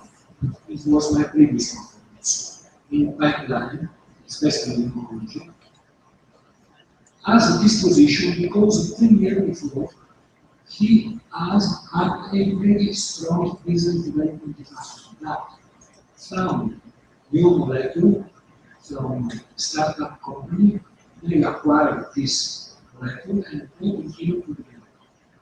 So this is the possibility that the pharmaceutical industry has in order to fund university. If the university funds have the possibility to continue to make good job in basic research, we probably have the money to do this, but they need to communicate with them. Private versus university should be communicated. Pioneer Cluster is just an example that we are making a step in this procedure. I think that is most important. I think that the mentality should be changed. On drug repurposing, I think it is being done. It is one of the approaches that the pharma industry or more, let's say, modest pharma company are looking. I know very well even a Greek company that specializes in this, the name is not accused of doing advertising for them. But the limitations are also there. If you look and you see the number of drugs that are successfully have been repurposed, there are very, very few. So it is, I see personally as just one attempt that it has been continuously pursued. Some it is pursued as the only focus of the company, especially the small ones. but the net result in the end is rather disappointing. Perhaps because we don't know enough about the old drugs, or perhaps we don't systematically open the drawers that we have with all the drugs that we have abandoned to see what we can do.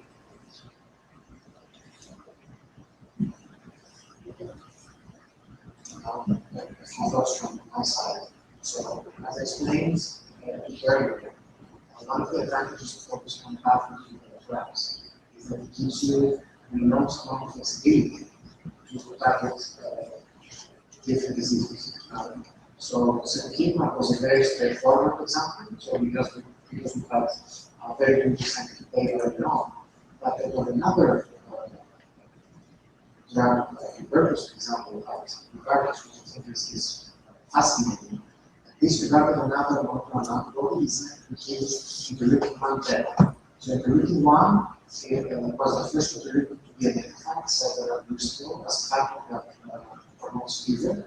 And since then, it has been implicated in all major types of inflammation. So, a few years back, there were data showing that this drug was involved in the pathogenesis of rheumatoid arthritis. So the company recruited a very promising that clinical development program to produce a drug that would treat rheumatoid arthritis. And then we found out that this drug did not work.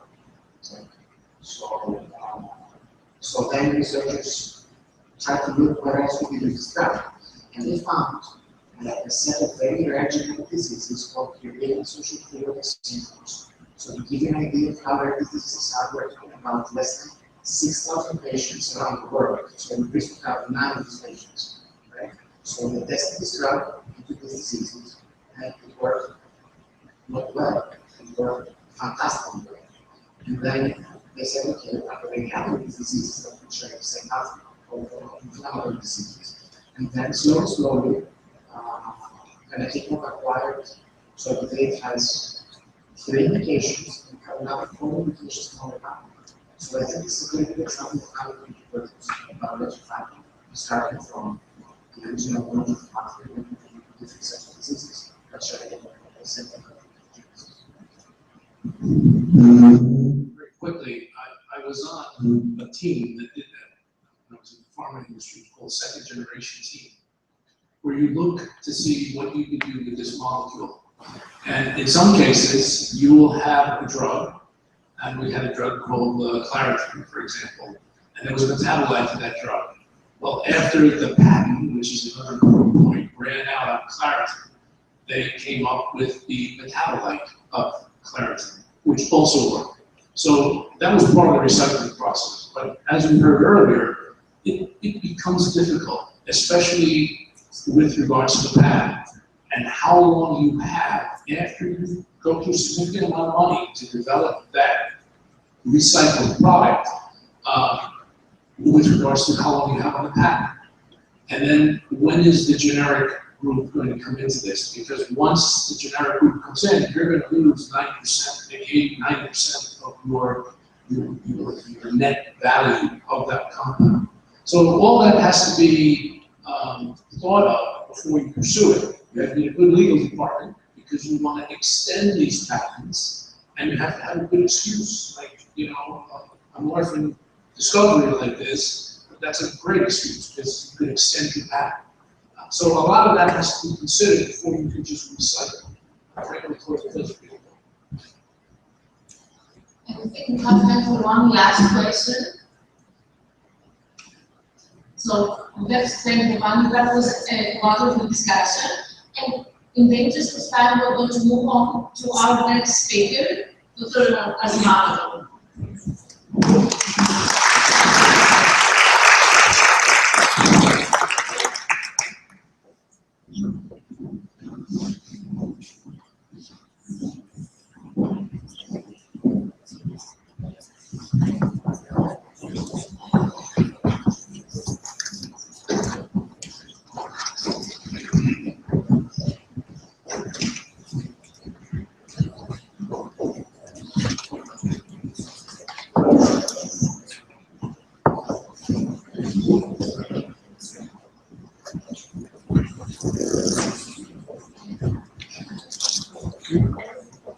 I'd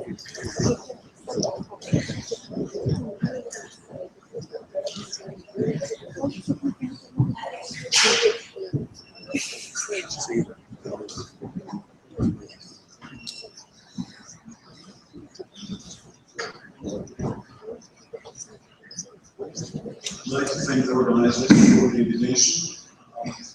In the next 40 minutes, I will make I'll be presenting an overview of things that happen in Europe and the US around the process of discovery and business.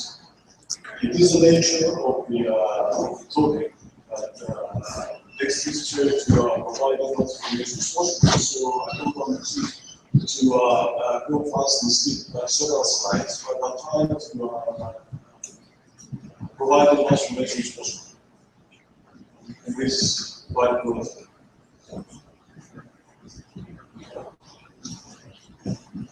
My presentation, my talk has two parts. The first part is around trends and challenges, scientific and business challenges, because these are really shaping the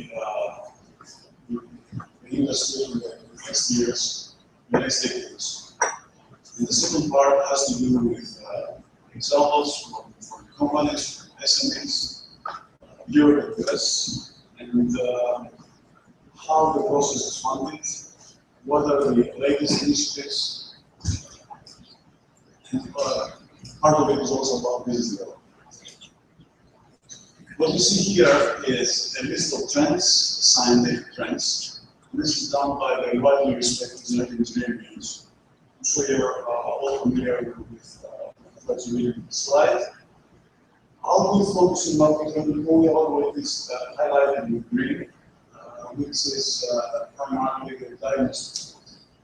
I'm sure you heard a lot about this, and there's more information about it. So, with that one exception about one therapeutic approach that I think is a possible emerging trend in the future, all the rest lies with diagnostics. As I said, scientific and industry, NGS-based new diagnostics, and companies that are involved. Data-driven precision medicine. I'm sure you also have heard about the old community with the new trend in precision medicine. Challenges and obstacles, new obstacles that the clinical dynamics face in market dynamics.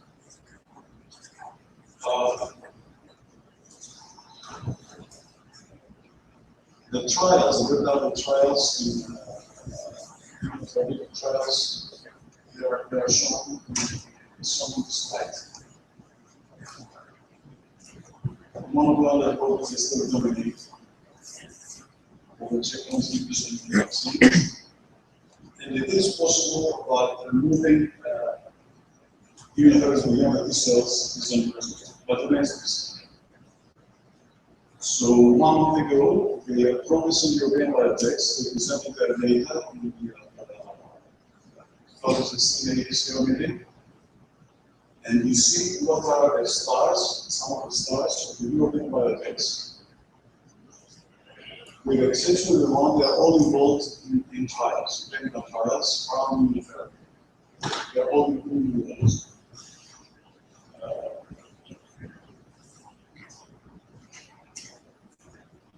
One exception is genomics, one company that is developing diagnostics. And one indication of success is in pharma. Is based in Marseille. We want to start a license one of these products for 100 million to the big pharma. And then it has also another global idea in around the same. So, moving to diagnostics. What are the trends? What are the industry trends? Point of care, companion diagnostics, cancer biomarkers, the cancer treatment.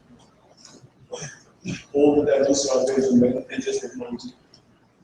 The molecular diagnostics we want for various diseases, the cell-free DNA, how you commercialize the molecular diagnostics in general, reimbursement, and other research. This is just an example of a project that was recently funded by the Commission just because if it's successful, it's going to save time and money for the people that don't need hospitalization and they only go about present. It's still an invasive procedure, but it's something new and it will do the treatment faster. You don't have to wait days to get analysis of the lab. And it's going to save a lot of intention. So this is just a trend. This is just an example to show you how a new opening in the industry or a new model, but I say, can start. Another one could be in the future to see biomarkers based on exosomes. Why? Because exosomes are stable. Because exosomes are stable biofluids. And they can use the biomarkers to use the bioengineer microorganisms. So it's also something to watch in the future years. Now going to the NGS-based diagnostics. All what you see in the left column are refers to tests, and what's the current use, these are things that started happening in the last. It's called intended use by FDA judge. And you can see that it ranges from screening somatic mutations to functional anomalies, all kinds of testing now can be done for NGS. So it's really very, very interesting.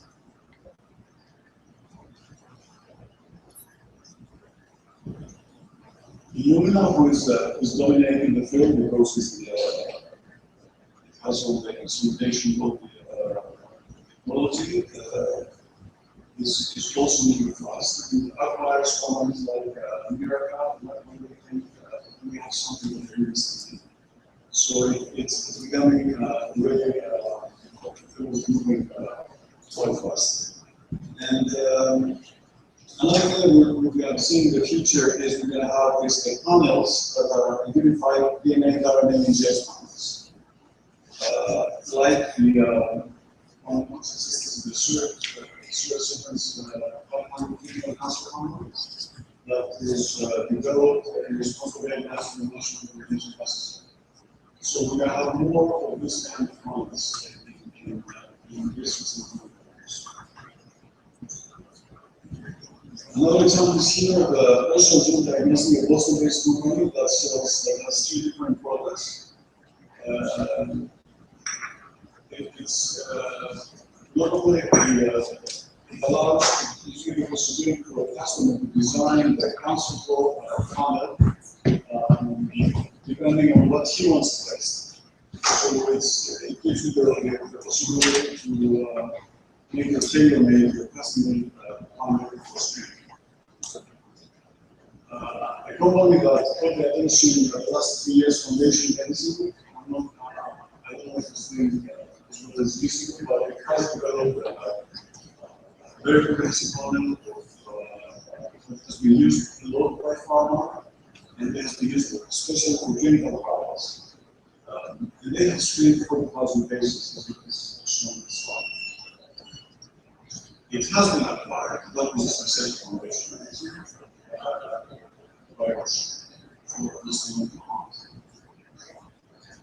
Sophia Genetics is a rising star in Europe. It's based in Switzerland. Why? This was a it belongs to the biotech sector. It's an IT company, but managed to process the data in a way that they are more very useful to their clinicians. They're more comprehensive to clinicians.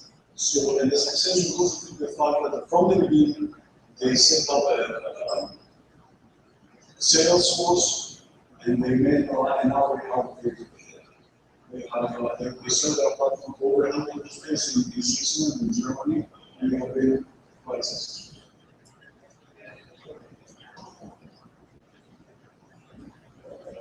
What is precision medicine? It used to be called as personalized medicine. I'm not sure whether it's exactly the same, but we all refer to the same thing. I believe precision is a more accurate term, because you go stratify patients, go to groups, and the long term is to go to the person, but precision may be most appropriate.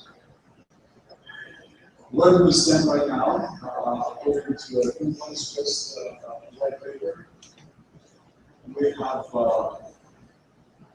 20 out of 34 million drugs, as are expected to be used by 2017, are together with growing markets. More than 800 drugs in this class of drugs fighting the virus, they utilize biomarkers to make the global decision. One question was discussed before. So that is I think biomarkers are play an important role in deciding which clinical trials to go on. This is an example of hospitals. This is from my level in the US. When hospitals get together and join forces and create an alliance, they're given the possibility to have all samples from the region. But we will on European country, at least smaller. In the same way, in the same facility, and that allows comparisons. That maybe is a way to to really have the potential of the big data, because they all use the same single, same impact. Another such example is the Global Alliance that you mentioned before. There's a paper, a very recent paper that really shows the potential of using big data. And it's by Marsh.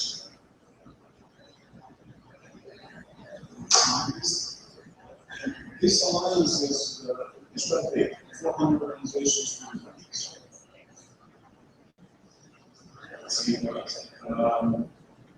To go personalized, if you go a little bit, but also to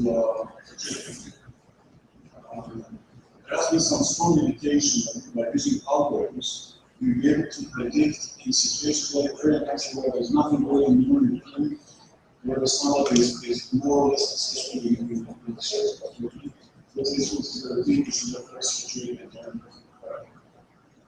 So we can using personalized sales like that as well.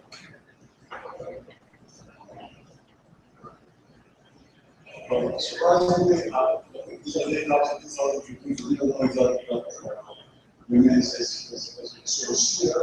Rheumatology is a number that are not involved in terms of biomarkers.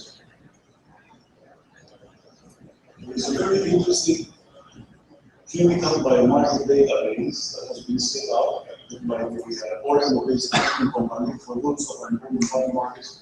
I think it's worth it to look and this database is regularly updated. Another important thing is that in Europe, we don't have a common database. We want to screen for biomarkers, we want to know if there are kind of other research for entry barriers. So this will be useful. Companion diagnostics is a term. This is what's needed. This is necessary for the patient self-education. One important thing is that when you want to perform patient certification with biomarkers, you have to think not only beyond what's the target and beyond the drug use. You can use biomarkers that are not related to the drug and not related to the real mechanism of the drug. Let's see this definition. Here's an example of a certification that we got under personal basis, but by using polynomial variation analysis. There were 4 different groups were identified based on genomic variation, and one of these 4 groups has shown favorable treatment over reality. So really, that's the concept of personalized medicine function. You do testing, you have the different groups, you stratify the patients, and you know what it's not like it's not favorable or unfavorable prognosis. Now, if you have more efficient drug, more favorable drug, then the chances, let's say, then they're going to be high.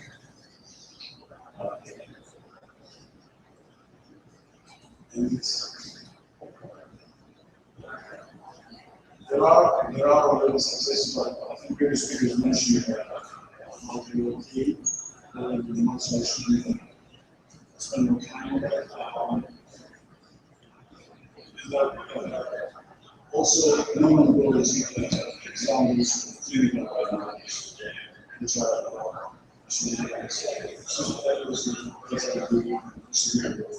they're already out in the market.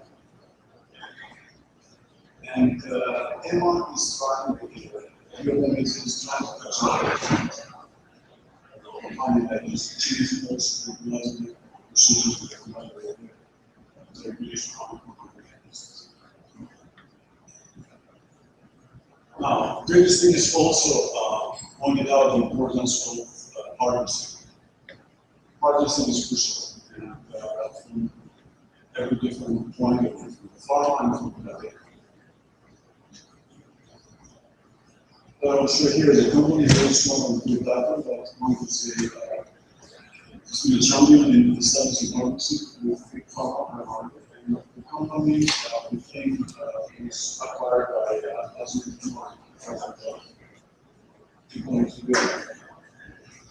company has been very effective in establishing partnerships in the field of companion business. Together, partnership with Bristol Myers Squibb to develop a finance and another one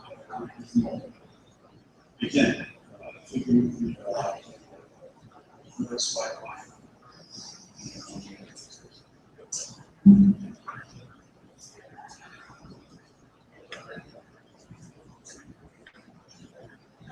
How much progress have we made so far?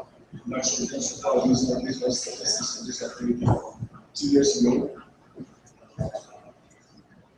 It's the opinion of the former FDA chief and see that 20 years ago it was only 5%, that's 5% of new molecular entities.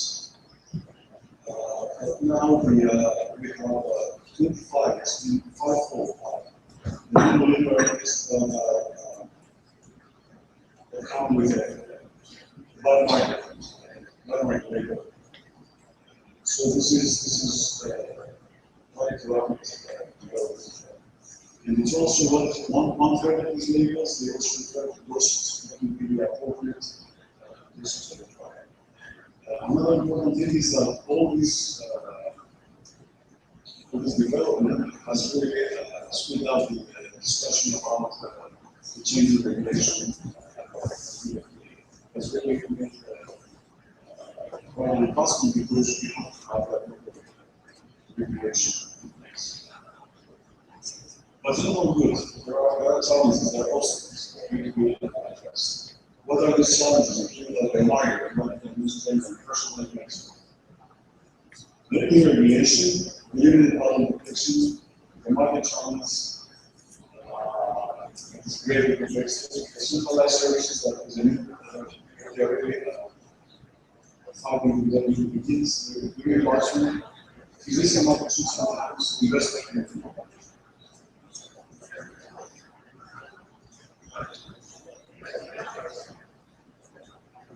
FDA is researching the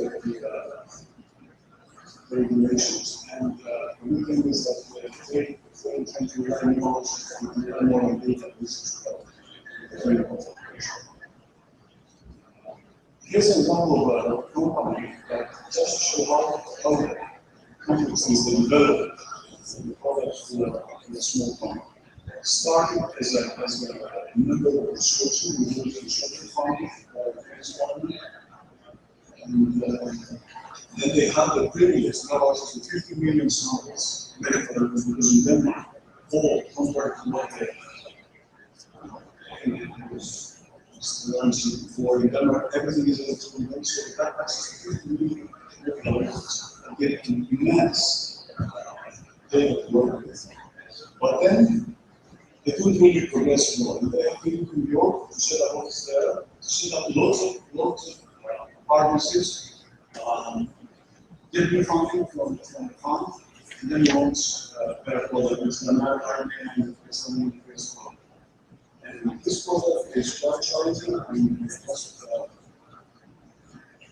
it aims to quantify a large number of RNAs. So it's kind of going testing by pharma by chemists. My point here is to show you that the development of a product for a small company is not something easy. It takes time, it takes resources. For those companies that intend to develop kits, they have to really think very seriously and address the issue that more and more of the testing goes to centralized facilities. So in a way, some of this gets to be on the market. This is what is also open for us competitive intelligence business. I think it's quite long, the story. Maybe I don't want to say if there is a problem with the patents. It's not that sometimes you go other things or in the case of Myriad strategy to build a business on maintaining the largest database in Denmark, associated with various mutations, and they still are in business and people that they do their agendas exactly because there's nothing easy. The service that for Myriad is superior. But the field is very competitive. The movement is dominating. There's several companies producing their clients. The most recent is the shoes that they which called where this fall that is that we see with the last years. Now, with regards to reimbursement, it is still a big fight. It has been a fight over 15 million years. With the example of the restaurant. Still, there are people who determine whether the reimbursement is an option or not based on the business. So we're still far from having so.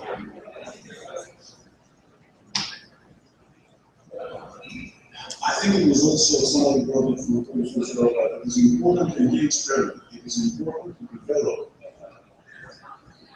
drugs with biometrics and beginning without the basics and the research. Because that's how we build trust, that's how we build with the state and production. Develop the process, not make all our products by the that we does cover and chances to be successful, which we must require.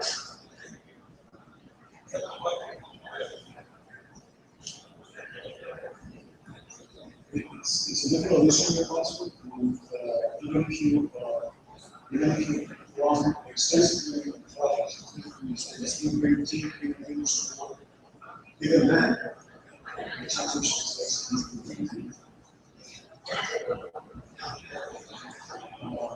and this, I think, is also understandable. Certain days, physicians need to be educated because they are used and they don't deal with lot of biomarkers and testing to determine a lot of also from the investors, it's been so far a reluctance to do business and most of the showing this life. But they only believe that the general minority so that's true. Things are slightly changing as opposed to investing in that business. It's been difficult so far for the research programs that they do it. And the market may enjoy until years ago when they go to and some of the successful companies that they have property market, and there's actually also question.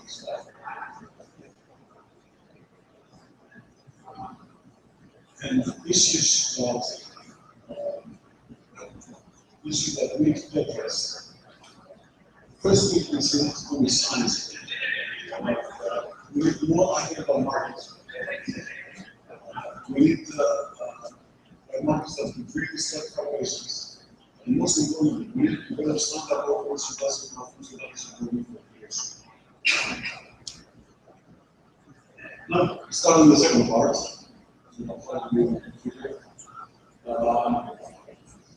How we support the process from discovery to business development, product.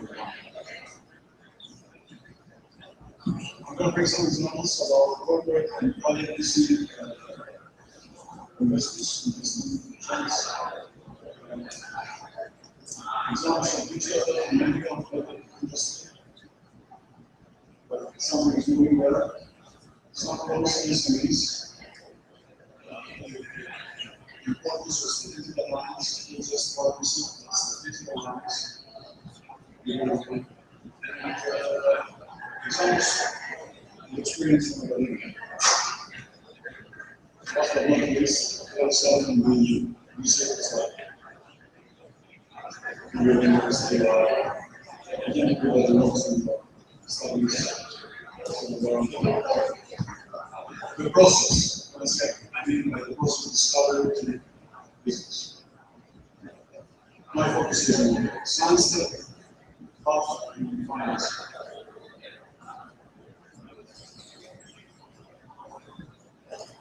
So why do we think that biotech investment is becoming a little attractive in industry? Because the cost, because the new technology goes down, also for the new regulation, because of the trend that I briefly described of big pharma is outsourcing local research, increasingly outsourcing research. And finally, the fact that I think it's common in the US, even when you do your research, there's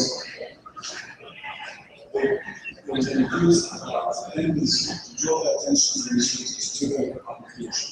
And this is quite important because by having monitors application, you get more areas that you can aware of all the commercial potential of your research. And that makes it easier for the researchers to get involved in startups.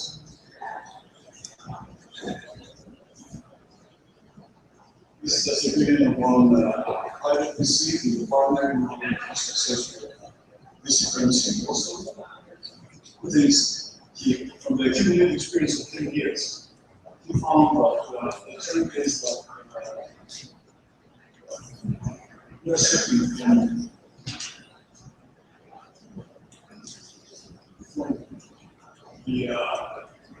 some investors want to go loans and investments without getting all together, thinking that they're going to lower the risk that way. But the focus is not just business models and markets, but also on the big science. This is important. And it's not, that's their experience, that's their experience. It's not really the business model is perfect. You build an investment like that, so you go by getting things on in the business that they're building by the company. And then they have a lot of experience in that business. Another interesting thing that comes also from their experience is when they started 10 years ago, you can see there were 95% were investments in biotech. They went on their own, it's a lot of investment positions. But now, 10 years later, almost 75% of the money they invest is together with corporate, is together with the funds that are established by the university. So I think it's an indication of how things are moving.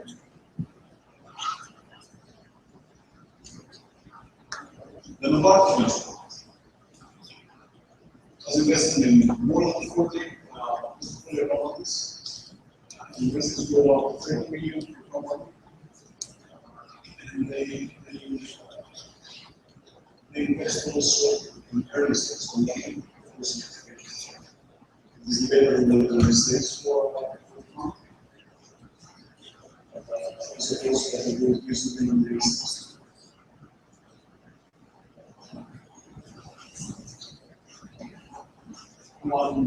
They had one success with the acquisition of by a Japanese pharma, and they sold the company for $300 million. So the mandate of the fund could be different than the mandate of the company.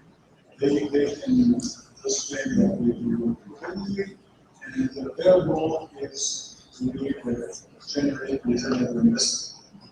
So, they also go and do establishing partnerships, in this case with local business. It's an investment arm of the local corporation that is leading interest in wireless technology exactly because the new trend that they want to do is digital health. So Novartis established another fund to get into digital investment. Merck's fund is called the Global Health. GSI fund. This has 100 million investors. It also focuses on invest broadly in digital health. And over the last 5 years, they have been participating in digital health.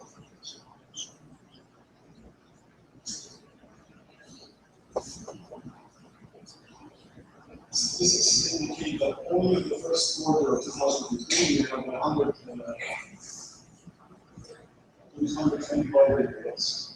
In this case, this is like 125 reports. And most of these deals were done in the known Christmas time. We have a French VC here, established the venture capitalists. They focus on a different area of what we've been discussing so far. So they established the fund to invest in microbiome, immunology, various bacterias, and the programs that the fund of production is. So this is specialization.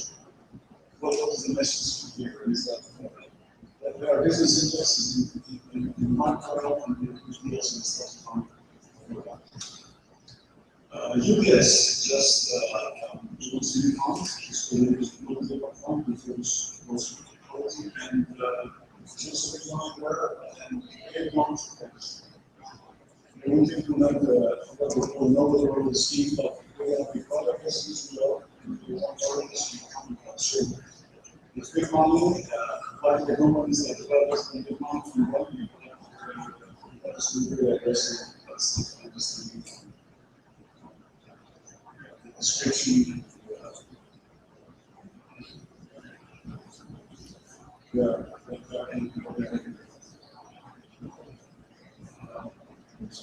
The biggest medtech fund in Europe has just been established by established firm based in Geneva and Belgium. And it's called the European Medtech Fund. 250 million, dedicated only to medtech knowledge. All those examples are just to show that we are entering an era where the funds they specialize in subsectors. Whether they are private funds or corporate funds. And here's a new instrument by Mr. Science, and they want also to be able to buy their investments. That's why SEO went to index program also, try to sponsor companies that are The important thing is that we have started discussions with FDA about medical food business instead. And this will also see what will be the impact on the regulatory around medical food.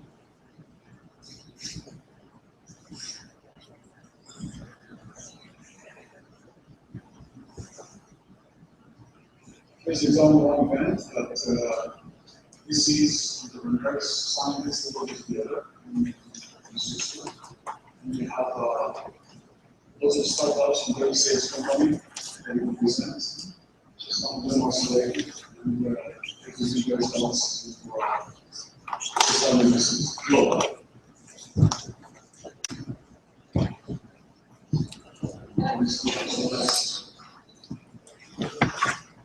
Successful campaigns that we did in the media and Google. Show this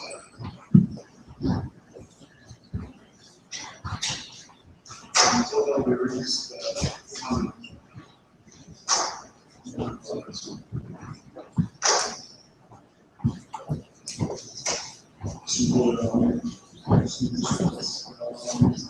if we go by market capitalization, slide shows the most of the what are the biggest like market capitalization Europeans.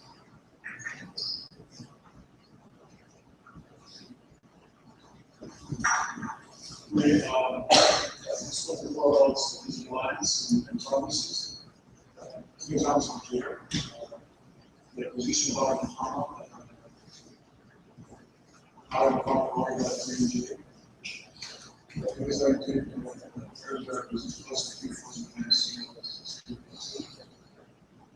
all the successful synergy ideas that result by costs.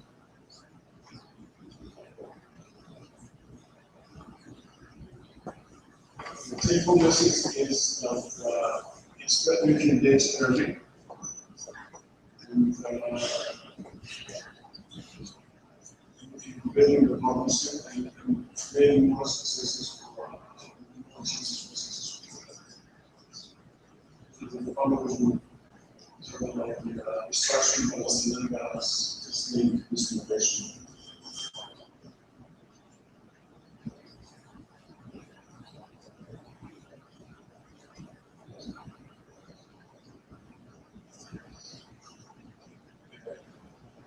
Someone asked me before about the private and public market. I think it's going to support the private markets in general, so that private public regulation that has already produced some results. And what are the results?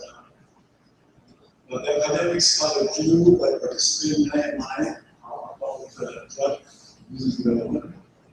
But from the end, from the company, from the pharma, point was given some freedom. Trying new research approaches that would have been the same without the platform. Also, the fact that they all work together using the platform, because you avoid applications, you avoid wasting efforts for things that can be developed in collaborative R&D. And finally, we use the 109 projects in a total of 80 million. And those platform into place between 2008 and 2015.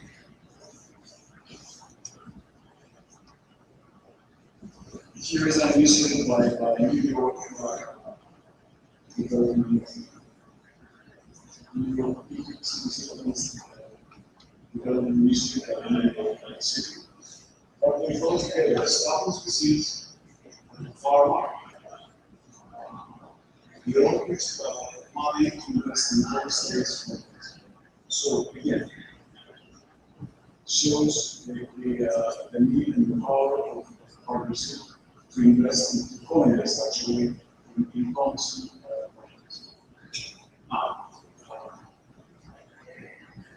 The last part, I think that has to do with experience from academia. Whereas This is just an example of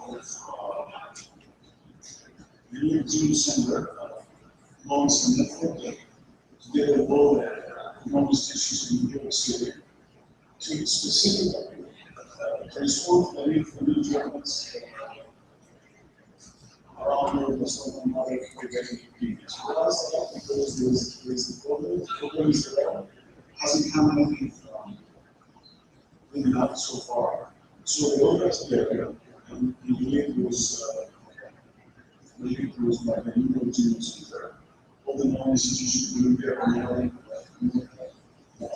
an effort to develop new biomarkers for neuroblastoma radiologists for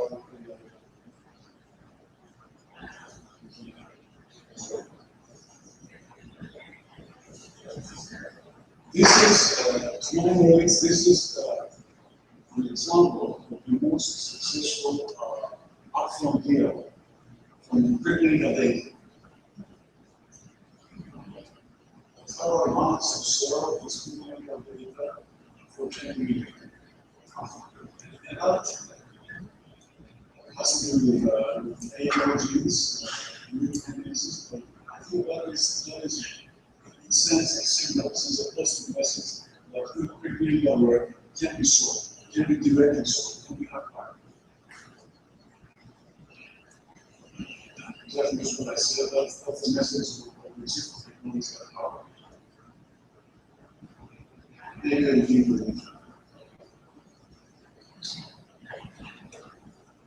point is that at the clinical level, we usually don't have this kind of outcome yet, only at the later stage.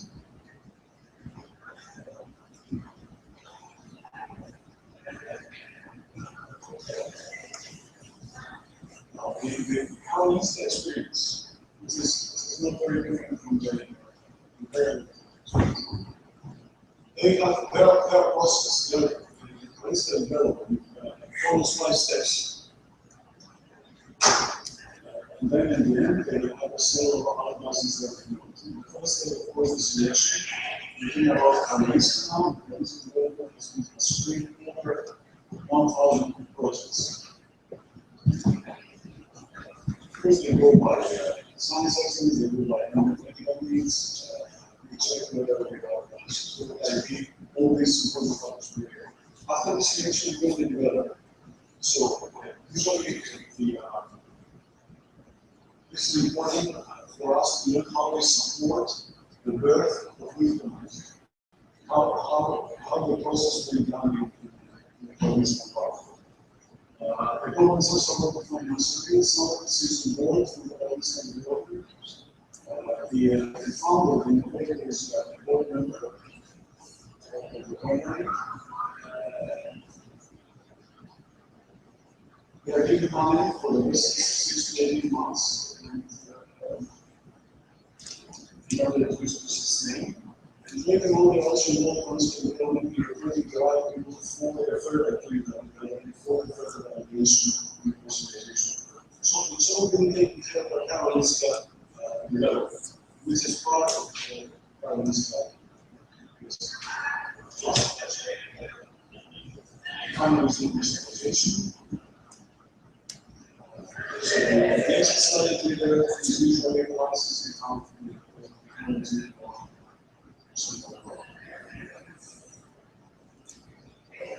they have a companions and also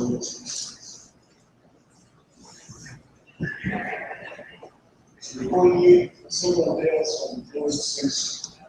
Some of these it's interesting to see how they will be good. Now, I think it's important to see what happens in Michigan right now. There has been a lot of investment for big investment in the universities. The SLA is very worthwhile sharing my opinion because it is and will support for the next 5 to 6 years companies. This cloud can benefit as 2 pieces. The success is less than 1% mistakes, maybe 3% of the investment at the same space. Another tool from in terms of focus on the industry. And so the postal signal, the competition is fierce. This is not any economic, this is money that get directly from the instrument, but it's big money for the company. They start to administrate it. I think it's important for all those that want to get into the nice towards from discovery development to have a good looking. So, example of a program response company like that for 4 million. Another example of a Congo one is an Irish company. The 2.1 million is our phase 2. And, I'd like to close by a great success. This is a company they have with us. It's members of the company. I think they deserve to be investigated because this is the only big company in nuclear medicine that has got funded by the citizens. And they are developing an in vivo biomarker. And they are running clinical trials, phase 2 clinical trials, and economics phase 3 clinical trials. They just got permission to run the trial in Germany and in France. When they applied, they had the clinical evidences, so now they have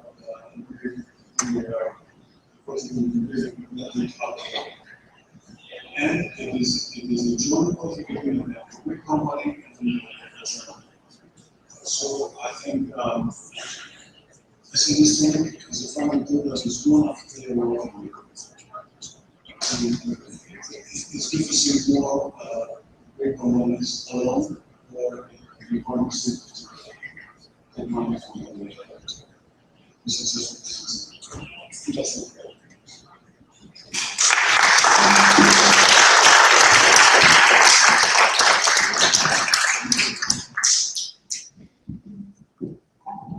Thank you for the wonderful talk. We're going to take a 15 minutes break and we're going to come back at noon. Our next speaker will be connected via Skype from Switzerland. And then after the next talk, we'll have questions for the rest of the talks. Thank you. So be back at noon.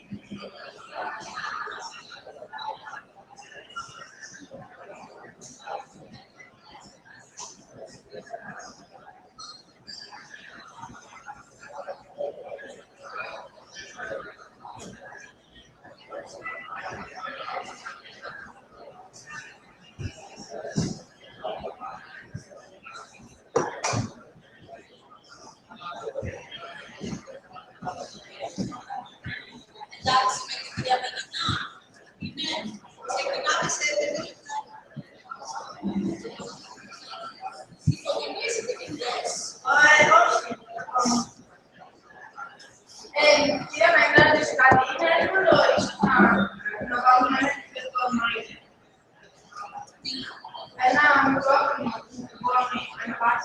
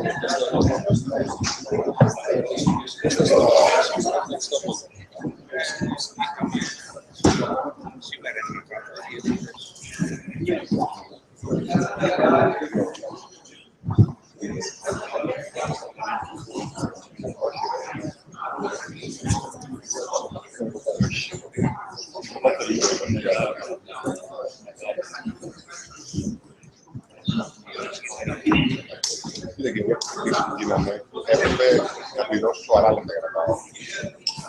Και τα εισιτήρια είχαμε και για τα εισιτήρια.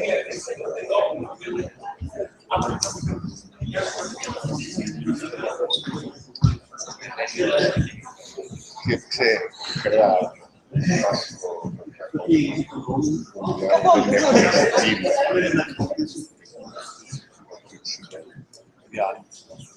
Πρέπει να κλείσει εισιτήριο και να πας. Απλά θα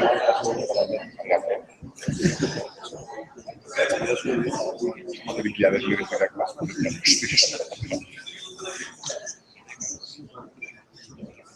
Όταν θα την email του να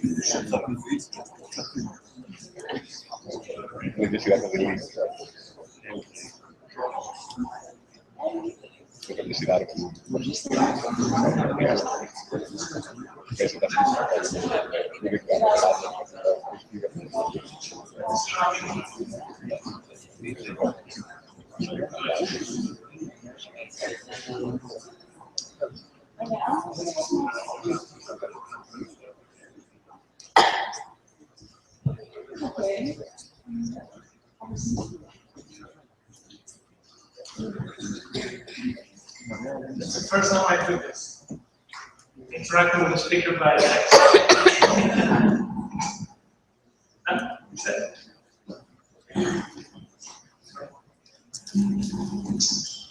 Okay, well, welcome back from the break. It's a great pleasure to introduce everybody now. Unfortunately, I think was a little bit sick, and you can hear that. And the doctor recommended that she stays put in her house in Zurich, but she offered to do this by Skype. And actually, we will also have a session afterwards for question and answers that she may be able to give you with some delay, of course. Effie is actually a leader in the field of what we call bioethics, health policy, a field that is generally considered as an obstacle to doing science, because the majority of ethics generally goes around the area of telling you what not to do, and without so much help of telling you what to do and how to do this. And much of the research that we do, actually, especially involving human subjects, involves certain ethical and legal aspects that need to be taken into account. Unfortunately, a lot of people go along the lines of creating obstacles. Fortunately, F is one of these people that actually tries very hard to make this work. And she is actually extremely influential in Switzerland, but also internationally, in making things happen and allowing certain processes and mechanisms to exist so that our research is actually much more put in the right context and also having the largest impact. Because you may not understand it, but the legal and ethical and social aspects are quite important, not only to telling us how to do this right, but also allowing us to have an impact in society beyond our narrow views of our lab. Effie is a professor at the University of Zurich in the lab of health policy. She's actually involved in many central efforts in the world, but specifically in Switzerland, that the most recent one being the personalized health network, which has been established in Switzerland.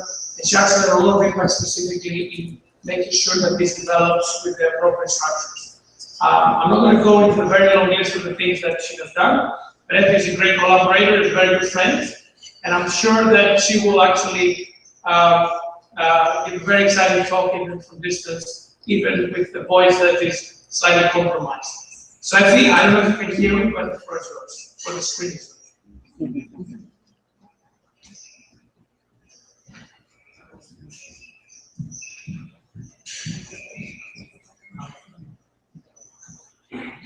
Okay, can you hear me, first of all? Yes. Does it work? Yes. Yes. Okay, I don't know if you can hear me. Somebody give thumbs up, yes. Okay, all right, great. So, sorry for that, I'm really sorry that I'm not able to do that. I really wanted to meet you all and to come. Well, but as my mother said, unfortunately, yeah, we didn't play along. So, I looked a bit into my voice. I'm sure that we works by Skype in the middle here, and I'll try not to talk into the microphone. So I'm going to switch to operate my Skype because I think that's the only way we have to. You won't be seeing me, but you will see the slides, which I think is probably what we need to be doing, and I hope that works. One second here.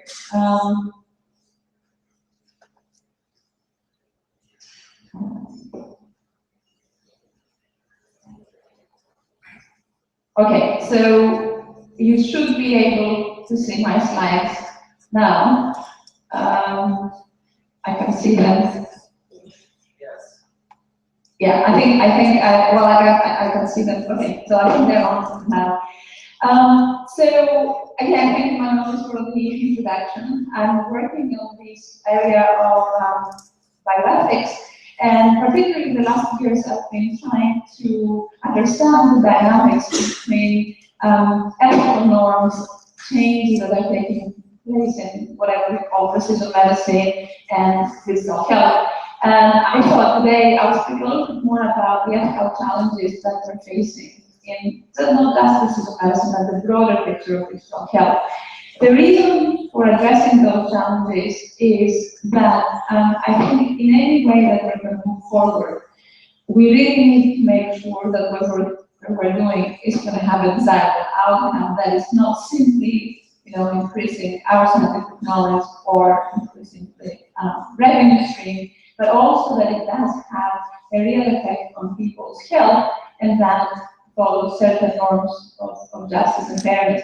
So it seems to be very fashionable to discover what is a new drug. So a few years ago, it was an engagement, was supposed to be the blockbuster drug. Recently, what's being thought as the new drug, the one which should be invested on, is data. And I'm sure all of you that you are in the business, either in research, in the academic world, or in the industry, you are familiar with various initiatives that precisely are trying to capitalize on the fashion about drugs. And there are several ways that I think drugs have become really important, that have become really important. One is because of the possibilities we have to amass and use those data. The second is because they're likely to be more effective if analytics are combined or devices are combined with actual fields, for example. There is a general sentiment that the effectiveness will increase. And I think finally, because it seems that this is a new revenue stream, so I think we should face it, doing data analytics, integrating them in other aspects of healthcare, they seem to give opportunities for new business and more money to be made. And none of the above is bad, it's just particularly, but I think it's something that we need to recognize. So see what's happening, and I think I'd like to step back a little bit to explain the sort of order changes that we're seeing. And as a result of those, we're seeing the popularity of data and analytics and what they're going to do. So it seems that we now have come to understand the patient itself as an enormous repository of information. information that we need to harvest in partnership, and not only in clinical care, but in discovery as well. Of course, we always collect the data from the patient in order to figure out what to do with them, but and of course, we always want it in research to get additional data from patients to use it for our research purposes. But that has become a very established sentiment at the moment, something that we're actively pursuing. So this is the one, I guess, general change. And the second one is the way we're moving towards looking at what is our role, what do we really want to get out of the research we're doing. And this author here, Dennis Ausiello, who was a director of Mount General Hospital for some time, in a paper last year in Nature Biotech, described this as a shift from actually wanting to understand disease and its progression to death, to moving this forward in understanding wellness and its progression to disease. So we're changing somewhat what we're really trying to do in terms of goal, but also perhaps an epistemic change. If what we need to it's not just our endpoint, it's also a temporal, let's say, where we want to be in the acquisition of knowledge. Also, another, I think, important change is what we're going through now in the so-called precision medicine, and the understanding that information, so data and as a rather knowledge will come not simply from individual disciplines that are silos in their own worlds, but from integration of these different knowledge layers that can lead to actually a outcome we really want to find out about the individual by studying the menu. So you can see on this graph from last year's science translation mechanism point that precision medicine is supposed to be just of the inflection point. And in this, what's happening in this nation here will be precisely this integration and of knowledge, the knowledge network that would lead to our goal. Now, of course, in the layers you can see all sorts of data and analytics. It's called knowledge network here. That's also on the bottom of that, the participant contributed data. That will be information we get, data that we hopefully will convert to information that come directly to us from that patient. If you remember in the previous slide that the patient was this enormous repository of information. And what we're going to get out of this patient will be not only our clinical data, not only behaviors that we somehow are going to be able to quantify and be able to calculate. We're going to look at exposure, the microbiome, genomics, etc., and the data that participants will contribute themselves. And I'd like to show you this slide, which I know I show it in many of my talks because I think it's fascinating. It seems that one of the ways to move forward would be if we were able actually to look at data that come from all sorts of different sources about one person. So if you can see that, I'm not sure how the projector is behaving there, but it is a big set of structured and unstructured data. Data that are more classically so as relevant to our health, our medical prescriptions, our tests, our x-rays and MRIs, but also lots of data that we would have never thought of belong to our health. But surely there are data that depict our behavior, for example. So it's data that come from our blogs and our tweets, data that come from our fitness club membership or our grocery store cards or our credit cards, and all sorts of different things that give a full picture of how we're going about our lives. Now, this you think, well, it's pretty wild to imagine that we can get some knowledge of. There's some debate how much knowledge we can get out of structured data, for example, about somebody. But many scientists seem to think that we are increasingly having the capacity, if we would go to make these different data sets, to actually generate knowledge that is really useful to the particular patient, but also if we're able to do this for a population, for the broader understanding of the population's health. And one function that this linking of data will have to play is to fill gaps that we have in our own medical history or in the layers that constitute and the components that constitute our health. Now, if you look again at this graph, you think that it's at this point in history technically rather little impossible to go and connect all this data because they are residing in different cycles. They are governed by very different rules. And there is actually no easy way, unless you start hacking into other systems, that you could say, I'm going to be able to link all of those. I mean, some of those can be linked, but not all of those can be linked. Now, if you were say, okay, that's where we're moving. We're moving to actually trying to generate knowledge from linking all these different data, and we can have a progressive realization, have to link the basic data to this. But even trying to, if you pick pieces of this table and you try to link it at the moment, you have a hard time. So if we were to do that, I mean, this is where we're going. And we know a regulatory and ethical environment would be probably not so conducive to this kind of move. What is going to happen? So we are in time having an enormous, so we not only we want this information to come, we want all these data streams to come from many people. There is a different context, and they have different views about how things should be, what should be happening to their data. But we also know that a lot of all the people who like to access are today very well connected. There's an increasing, there's like no end in people getting access to mobile devices and mobile phones. The numbers are amazing. The adoption rate of these technologies is fascinating. There's never been a technology that's been adopted as fast as mobile phones today.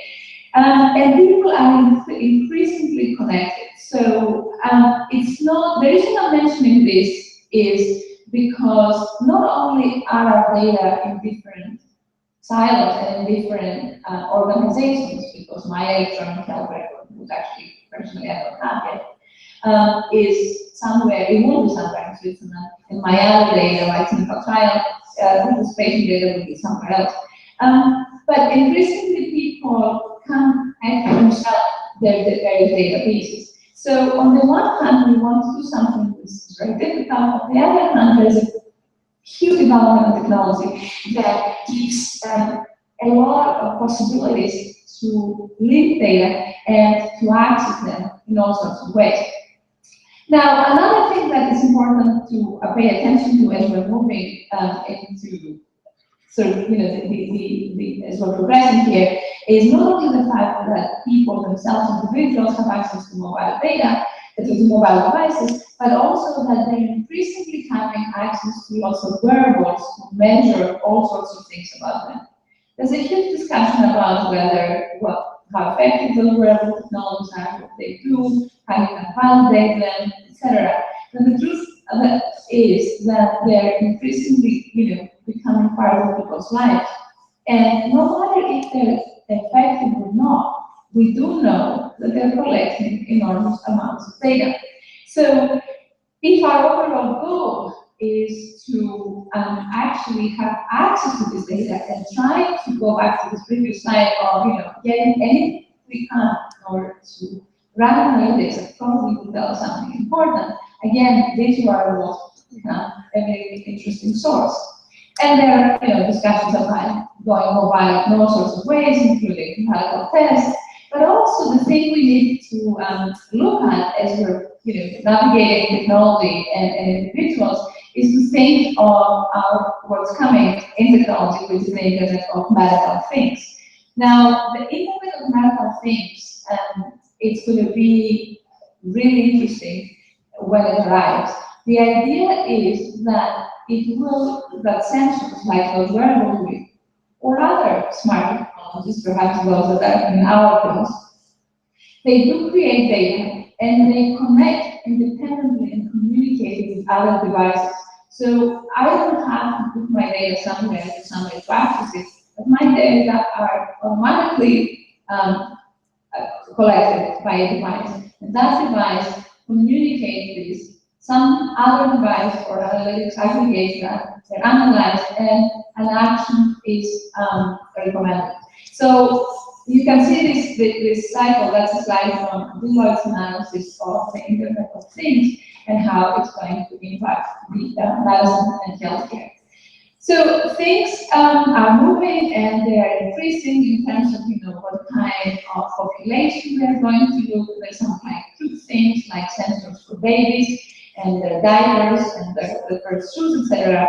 That might make you think, well, we really need that. But in fact, what they tell you at the same time is that there's an, I guess, unstoppable trend in moving to digital technologies of all sorts that we're going to use in health and healthcare.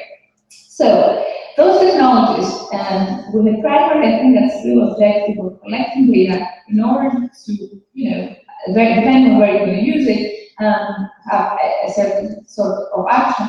They are finding applications in clinical care, in clearly research.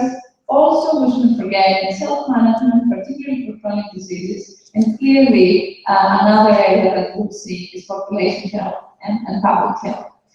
So, if that's the background, and I sort of try to remind you of things that you already know, there is a change in context, and I think what it does is putting quite a bit of pressure on how we thought about the ethics and regulation in health and healthcare in the past.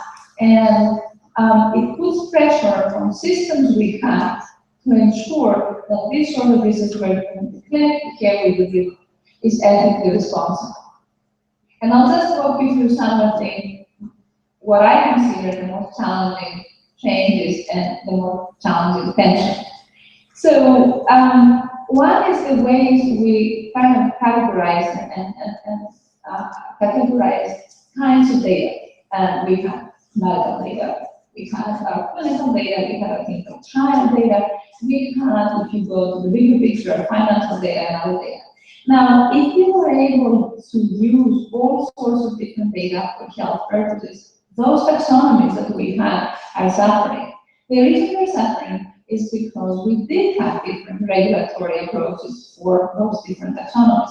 So we're now in limbo about what does it mean to use that different sort of data that doesn't really belong to medicine for medical purposes in healthcare. And I have to tell you that even in committees that are going and reviewing data research proposals based on this integration of data and digital technologies in health research, it's really hard amongst the people who are sitting on this panel to say, what is right and what is wrong in pursuing research, because we're faced with this for these early days of dealing with these changes. We also have those new methods in analysis. Our typical clinical trial, I think for a long time, we sort of felt we know what we're doing and knew what kind of analysis we're going to run. The analytics methods and machine learning and all those other things that we're using when we have this amounts of data, and what some people have called black box medicine, I think poses different epistemic problems. We were able to evaluate methods and their outcomes on the basis of how we understood these methods currently involved. A lot of algorithmic approaches that we're using, and I think we'll be increasingly using, or another automated analysis that is going to be going on, it's really hard to understand, but also there's difficulty in having this type of methodology being accountable in some way. So we have to trust results that we might not necessarily know how we got to, and yet it's becoming the state of using this big data that we are hoping to constantly be collecting and having a look. We also see a change in the boundary between what we call search, what we've been doing as research, and clinic. And again, for all of you that you are involved with clinical research and clinical practice, you know we did have different rules for each of those, different ethical rules and different regulatory approaches. clinic is something where we offer people something that's tested over time. For example, yes, they should consent, or clearly they should agree to what we're doing, but we have more evidence and certainty that we're giving them something for which we have a clear assessment of risk and benefits. In research, on the other side, what we're doing, our primary concern is not to treat a patient. In research, most of the time, what we want to do is to generate new knowledge. And so there, we take a higher, maybe presumably a higher risk. And so we run this kind of activity, different standards that they are more suitable for the risk-benefit ratio we have in research in order to generate the new knowledge. Now, what we're seeing in these bigger movements in digital health, including, precision medicine, genomics, and proteomics, whatever else we're putting in there, that often we're moving the boundary between these two. And if you move the boundary on the ground between research and clinic, the boundary also has to move in ethics and regulation, because otherwise it just won't cover either of those reasonably efficiently or effectively. Now, when it comes to data, and especially because what we are doing with all those devices is we have a person, an individual, that is an active user of the device and a source of data. We have an increasing problem with what is public and what is private. All studies that are looking at how people perceive public and private, they continue finding that we have a confusion on the matter. We have a confusion because our lives are lived online today, with only very small pockets of the population. Most Western countries, at least, seem to be outside of this kind of life. But we ourselves, as we moved into this online world so quickly, we were actually unable, to some extent, to figure out where our private line ends and where our public line begins. If you are in a situation where you use an app to send messages or to send information about your flu symptoms, or I don't know, whatever device, or pharmacovigilance, for example, to report your adverse events and the drugs you're taking, presumably you consider that to some extent private information that you're sharing within a trusted environment. Now, on the other hand, if you look at Twitter, I don't know how many of you have Twitter, but anyway, I'm sure you know Twitter, there are interesting studies showing that we can do pharmacovigilance using Twitter data. Now, you can see, obviously, on Twitter, your public, on your app that sends adverse events reports to a system that collects that for pharmacovigilance purposes. One is private, one is public. People are confused as to which one it is. What? And I think it's very hard for a regulator to come down and say, here is where I draw the line. And so that's something that I think we're going to see changing over time. But right now, again, it's in a state of ambiguity and confusion. The other thing that is becoming increasingly important, I think, and interesting to examine the new actors that we have in the business of health. Now, again, we have always had different sorts of business, just not since the medicine, and the health service, and the hospitals. We have drug companies, we have all sorts of other companies going on. Data companies is a different kind of actor. Perhaps one reason is because they've never been as such in the health business. But also, another interesting change is that they are, many of them, massively big in terms of their users and in terms of their appeal, like say Google or others. And also because of being ahead of its game, its medicine and health are kind of trying to, jump on. They are holding, they're possessing knowledge that's critically important eventually to medicine and health, but they're the ones to have it, probably exclusively. And again, this way of sort of getting along with these problems and trying to find what kind of role are they going to play in the development of digital health is again something that is work in progress. And that relates very much to the kind of role we're going to play, the kind of partnership we're going to have with them. But when it comes to the new role, I think, again, we should not forget, and this is digital health environment, an interesting role will be played not just by companies and drug companies or digital data companies or physicians or scientists, or all of them together, but also the role that individuals will play, patients, for example, or individual citizens. And the reason that we're going to play a different role than I think they ever played before is because those very technologies give them new tools to do different things. And I'll come back to patients a little later. But let me rather sort of go back to rather move on to the specific, I think, challenges we'll have to deal with if we were to move forward in a sort of reasonably ethical way.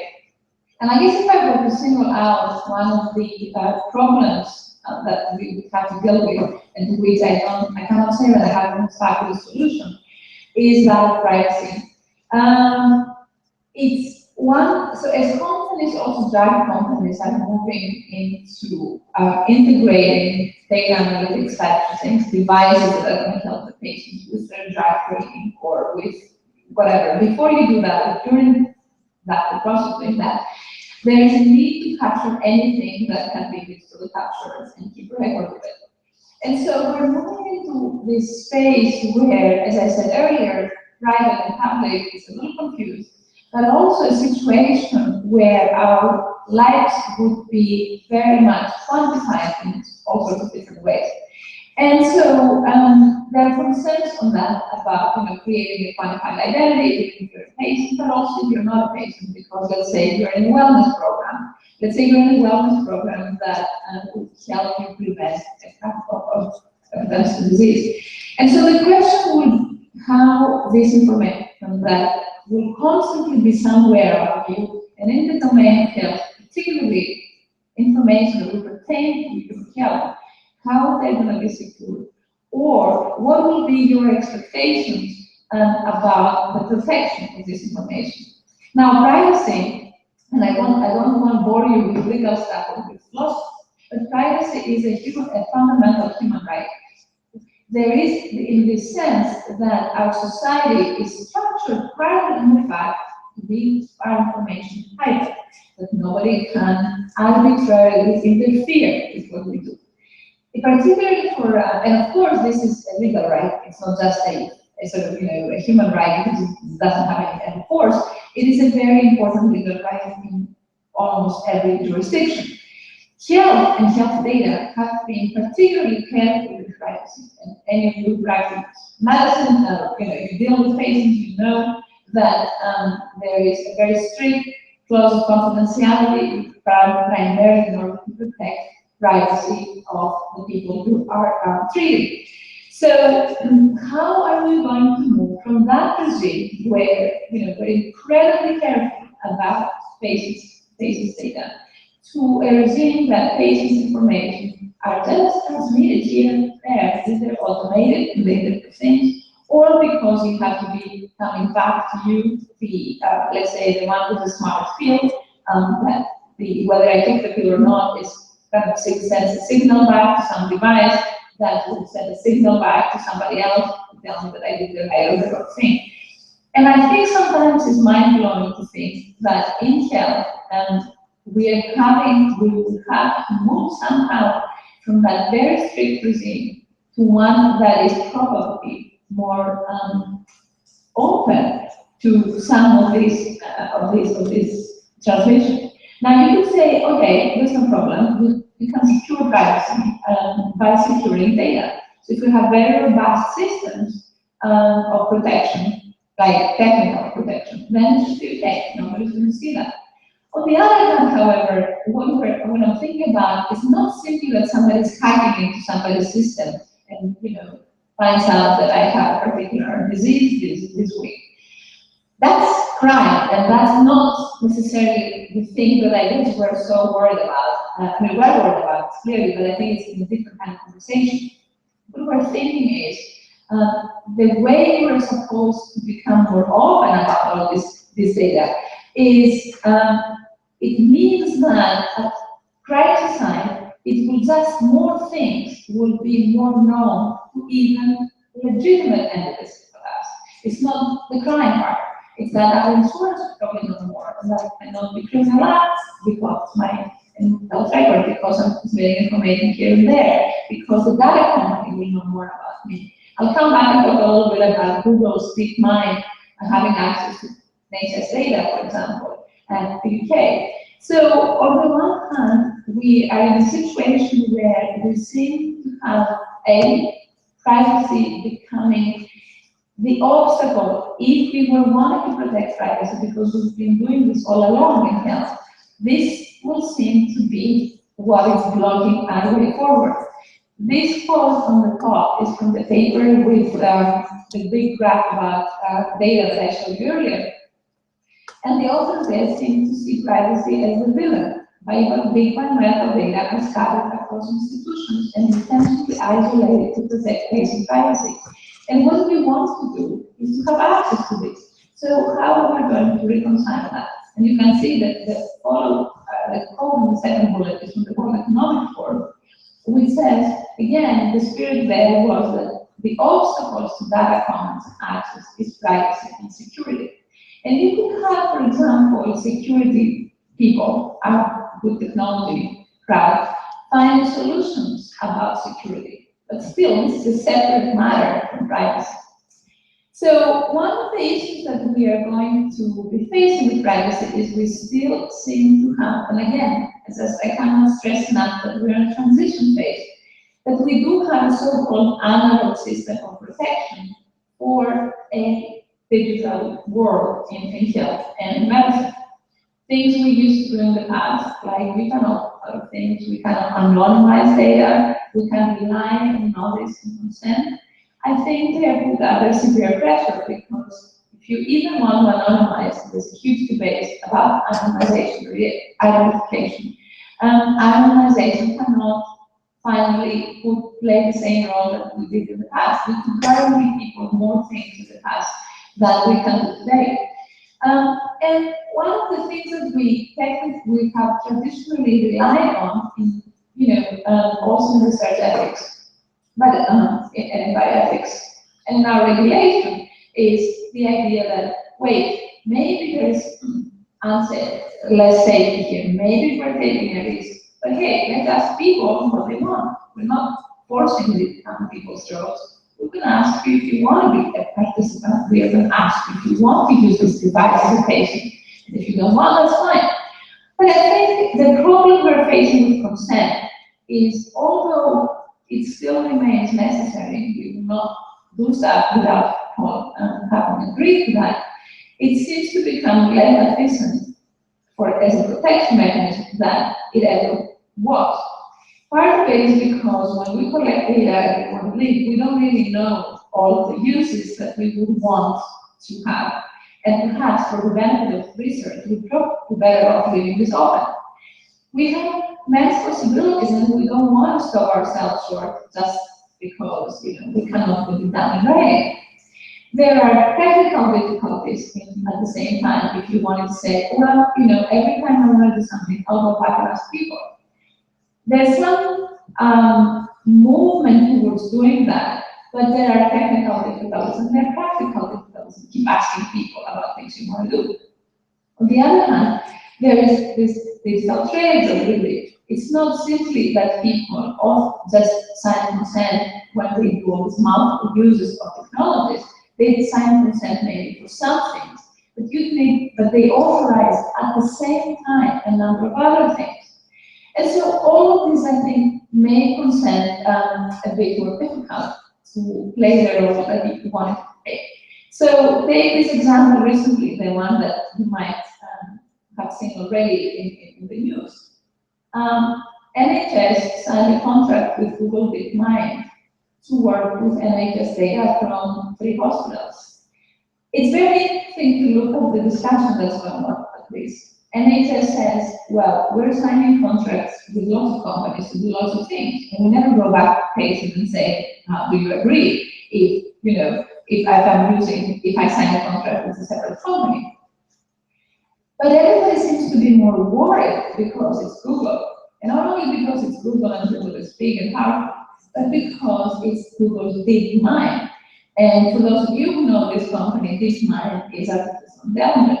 So people seem to be worried. We haven't seen anything wrong at the moment, but still the worry is that when Google gets into NHS data, it's going to do just what they're supposed to be doing. It's not going to just run some analytics. It might be able, once it has access to data, to run programs that will disclose information, will give people some private away. So it's fascinating to look, even if you're unable to point to part of the contract, that because the contract even between NHS and DeepMind has been out of the public, to see where something fishy might be going on.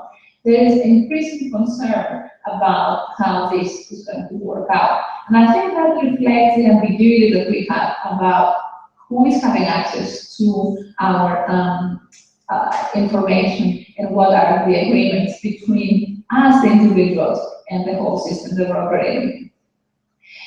The next point that I think is going to be incredibly important to deal with, and it doesn't matter where you see on this big data ecosystem, if you're the researcher designing a project or at a company or the drug company is going to use that, or the healthcare provider overall our society. The question I think will be reasonably faced is having all these systems in place in our digital health. How much of this is going to result and affect personal responsibility for health? And that is, again, one big debate that starts from, my responsibility to not smoke or breathe well, to increasing that responsibility because I possess a device that reminds me to do X, Y, and Z.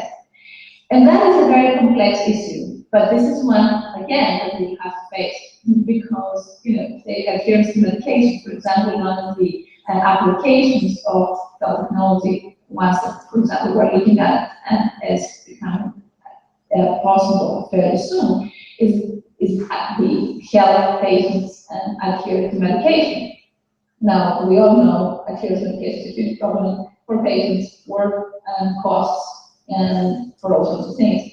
How is this technology going to affect people's responsibility for their health? And what are we as a society prepared to accept as high amount of responsibility? There are people who worry that if we play the card of personal responsibility very strongly, particularly because it's becoming possible with digital technology and digital health, that we're going to release responsibility from healthcare systems. And that is more interesting, I think, in cases, mostly in the European context, where we do have a healthcare, more welfare systems, and responsibility for our health also relies heavily on the healthcare system we are having in this country. So important here is to distinguish between how this responsibility is going to work out vis-a-vis empowerment, because the parallel sort of banner that we are having in the digital technology, one is that we can do tons of things with data, and it's going to be wonderful. The next thing is that this very possibility, it is empowering people. Now, the name of the author of the case you see now is the title of a book by Eric Topol. I'm sure you know of the book or him. And it's interesting to, so he's arguing that it is precisely because we will move towards digital health that the power will shift. It's not the doctor any longer who will be telling the patient what to do. It is the patient that will actually call shots. So you can see the flip side of this responsibility. But there are again interesting questions here to ask about the new form that the doctor-patient relationship will take, or the patient-algorithmic doctor relationship. There's a lot of concern about how accountable the algorithms are going to be. So we have to see whether, how the empowerment story and the empowerment possibility, which I think is absolutely laudable, people should be, and patients in particular, have to be empowered to make choices and to self-manage and to figure out what it's really that they matters to them for their health, and to be a partner in whatever we've been calling shared decision medicine, shared decision making, sorry. But I think at the same time, while this all sounds really nice, it has some hidden risks about accountable for what, who is liable for what. Any lawyers in the room will consider that as a very important question. Inevitably, who is in control of this situation? Patients are, again, increasingly active and interested, individuals in general. This slide, I think it's very interesting, and I like showing it. It is actually from a patient who is a Parkinson's patient.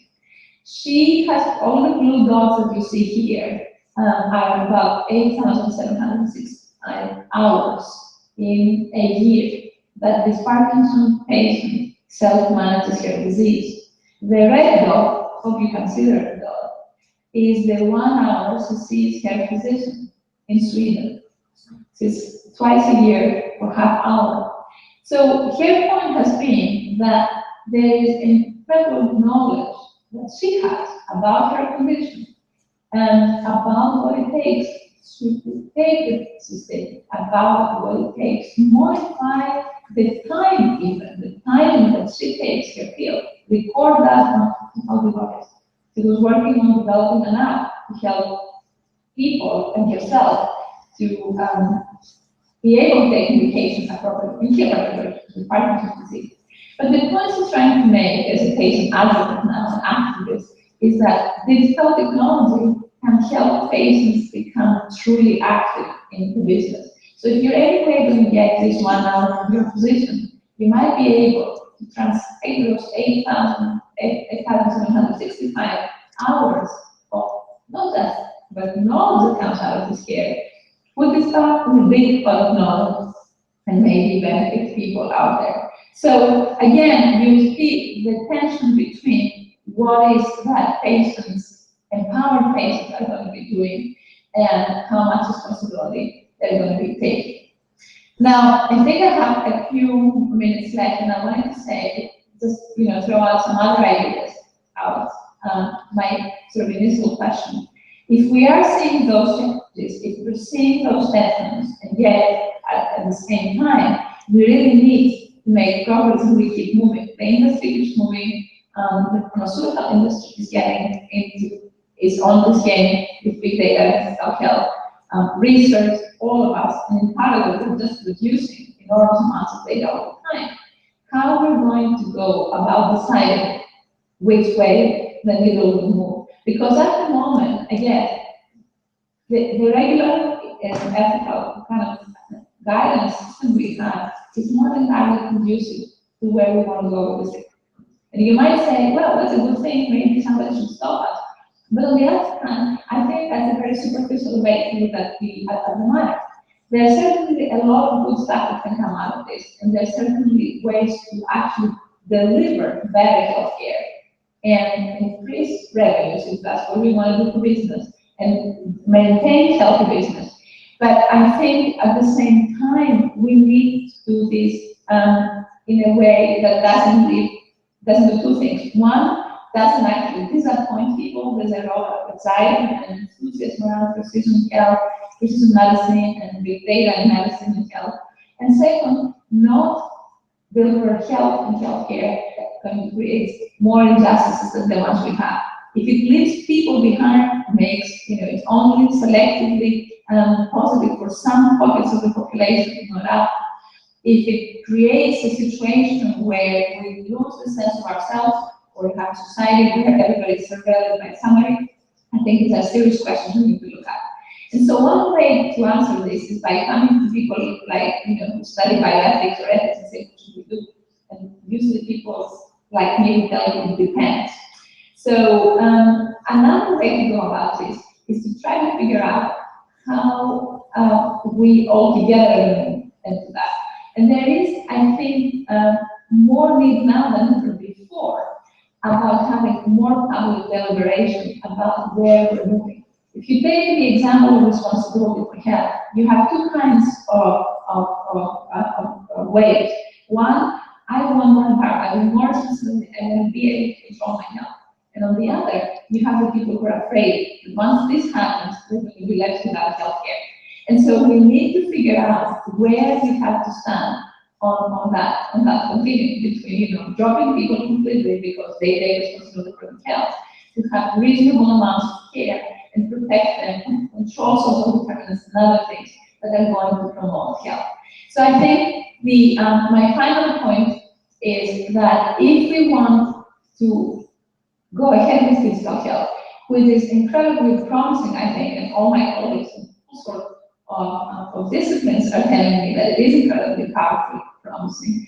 It can only work if we were able to make it socially interoperable. And I know my sort of IT colleagues and now are speaking of the problem with interoperability within the systems in order to promote digital health.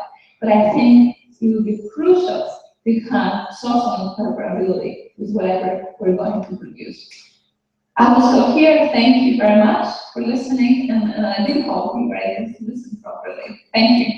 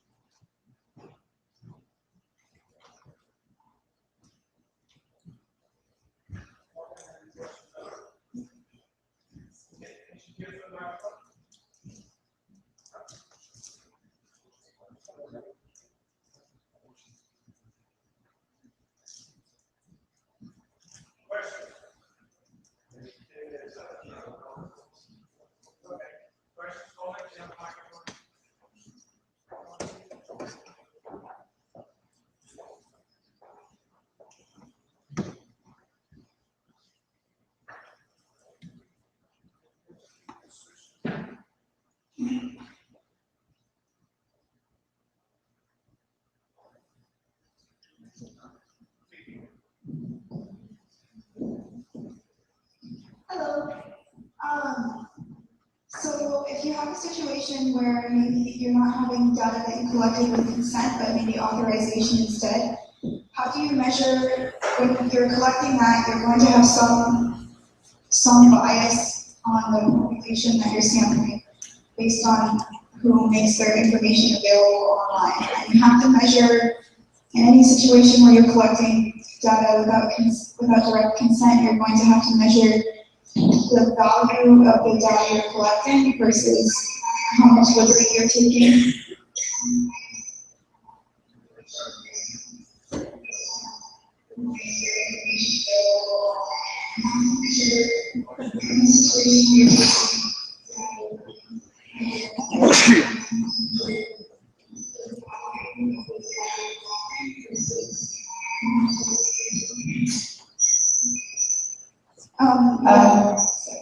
Okay, I need somebody to repeat that question, maybe in writing because I couldn't hear the question. I just heard somebody speaking, but I wasn't able to hear the question.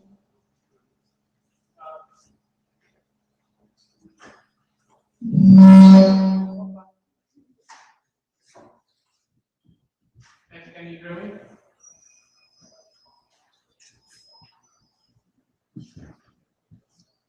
Can you hear me, Effie? I'm asking because I want Tamer to okay, so I think the question, just to make it very brief, is how do you control for the fact that there's a bias in the people that will actually sign up to release all the information? Because it's not going to be a random sample of the population.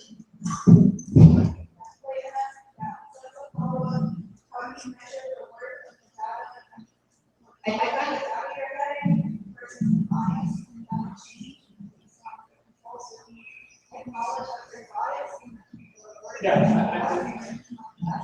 okay. I think she knows. She will answer that question. No, that's a good question.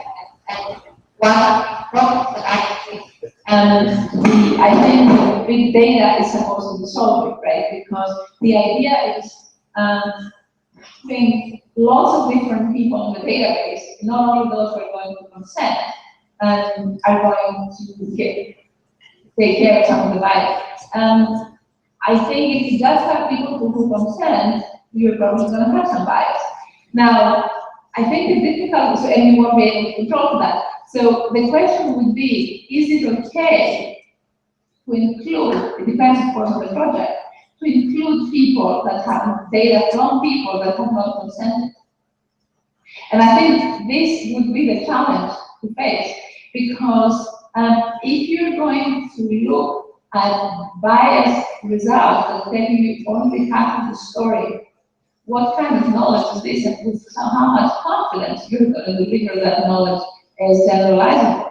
So, two things are going to happen, and we've seen this often in reviewing ethics review committees that will review specific proposals. One of the big considerations is the extent to which we can deal with bias.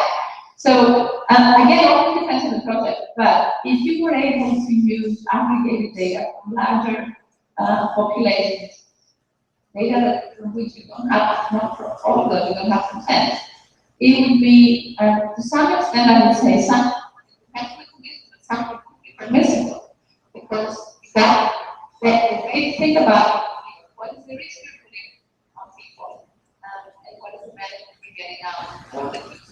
So it's a tricky line to walk, but I think going to be increasingly getting there. I'm not increasingly without consent, but I'm saying that provided that certain conditions apply, we will be, I think, we'll be able to do that. Now, while I'm saying this, there's some colleagues of mine were saying that it is wrong, to ethically problematic, to not only not to get consent from some people for whatever you do, even if it's aggregated data, even if it's fully anonymized data, but it is wrong to estimate data for people who haven't been part of the research project. So if you were for example, that you have, and I talked recently about this example in Iceland, that you have a certain number of people, 25,000, it's a homogeneous population maybe, so you are able to extrapolate for others. We can make generalizable predictions about the type of play. Some colleagues of mine saying you cannot do that. And the reason you cannot do that is because this broader population has not consented. You only could consent from the research. So again, it's a complicated matter, and I don't think it's always a yes or no answer. But if I do the question, I could be where the living forces now, one time, in conditions, one should be able to apply bigger dexterity, even 50% in some cases. Not better. Okay. Other questions? Yes, I can repeat that. Okay. Yes. So I have a question regarding any maybe in the future any medical side effects of all this digital healthcare work. For example, I see a lot of young people now develop compulsive anxiety disorder. For example, taking like getting data on their cell phone. So I can envision, for example, in the future, maybe people have access to like all this like medical data in everyday life. Maybe they get some kind of anxiety, compulsive behavior, and it's hard to predict now. When you talk about the side effects of having all this, especially on the mental aspect, yes. Having access to every single place like data. So I think that to summarize the question is, what about the anxiety and other mental related consequences from people having access to all this massive knowledge and massive information about themselves coming from mobile data and other things that they do?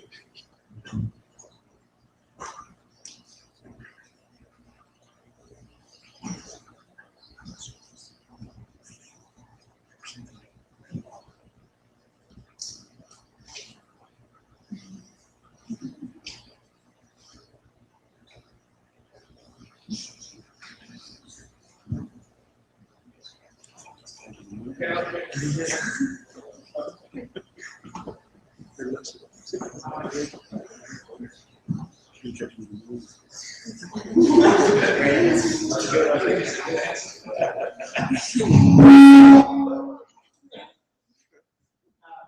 you can hear me, Effie, if you can hear me, we cannot hear you.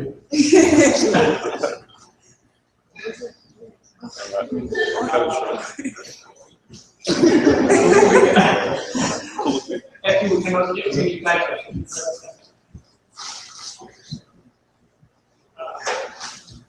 They should answer. Unfortunately, it's something.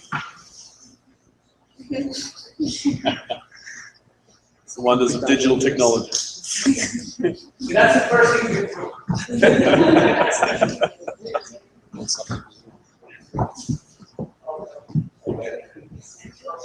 Okay. Send her an emoji. Or a smile.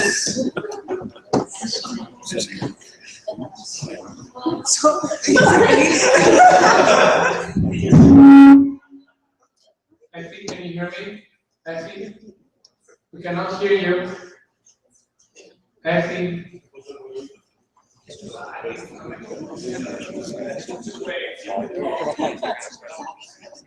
Okay.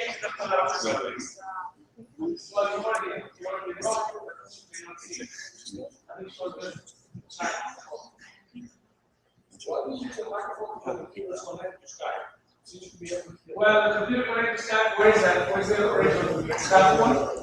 Is there a microphone? Little mic down the bottom.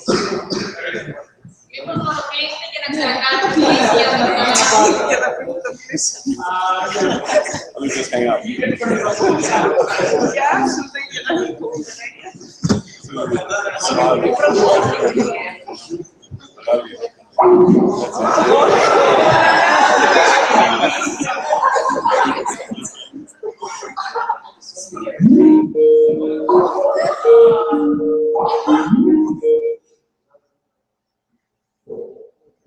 Okay, am I back? Yes. Sorry, Effie, I'm sorry to say that.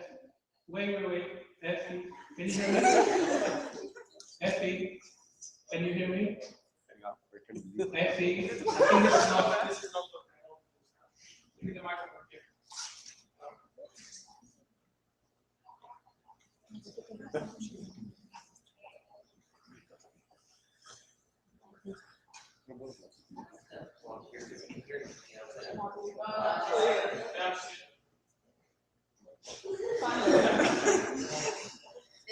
I don't know what is there something we can do? No.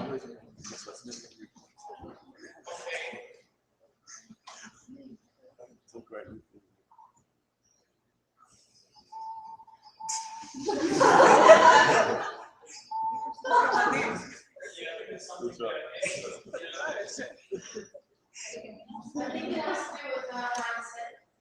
It's her end of it.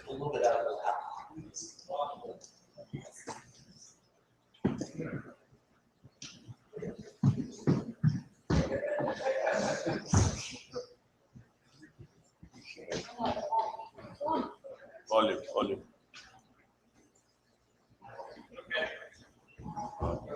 Thank you very much. Somehow. All right.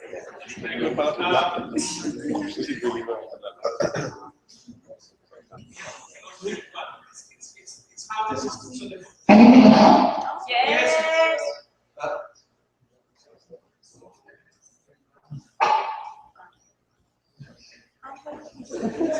Okay, good. So sorry, I'm back. Okay. So I was just I think you heard the things about the direct-to-consumer and people having access to their own genomic data.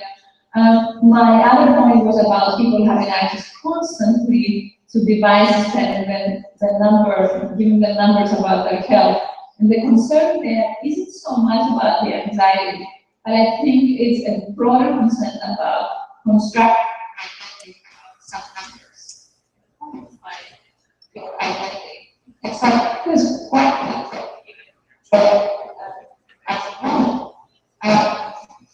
without any evidence, it was one thing.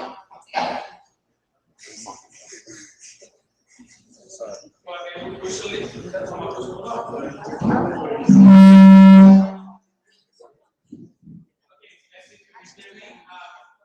think we're struggling with bad connection, so maybe we should leave any more questions for email.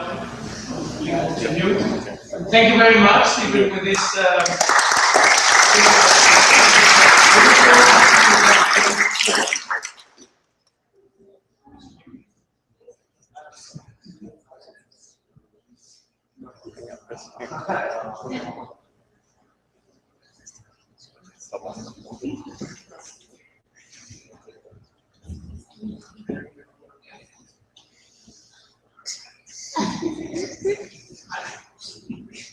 I've never done this before. Type as quickly as I did.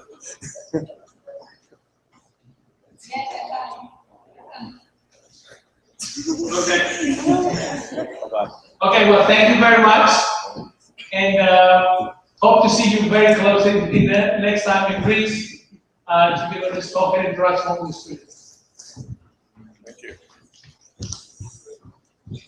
Okay, now we have the.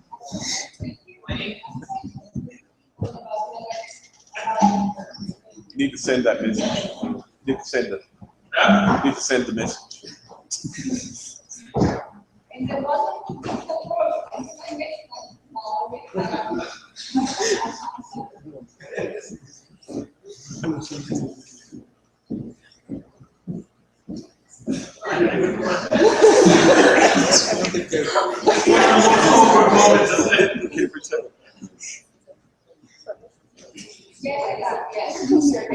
Oh no.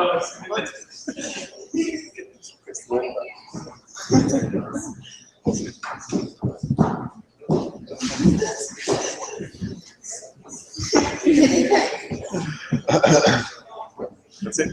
Good. Hang up. Press the hang up button.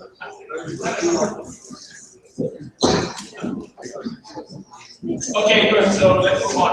I think now is the time for the industry academia pairings. I'm sure this is one of the unique aspects of this meeting. I think there are instructions up there and the tables and everything.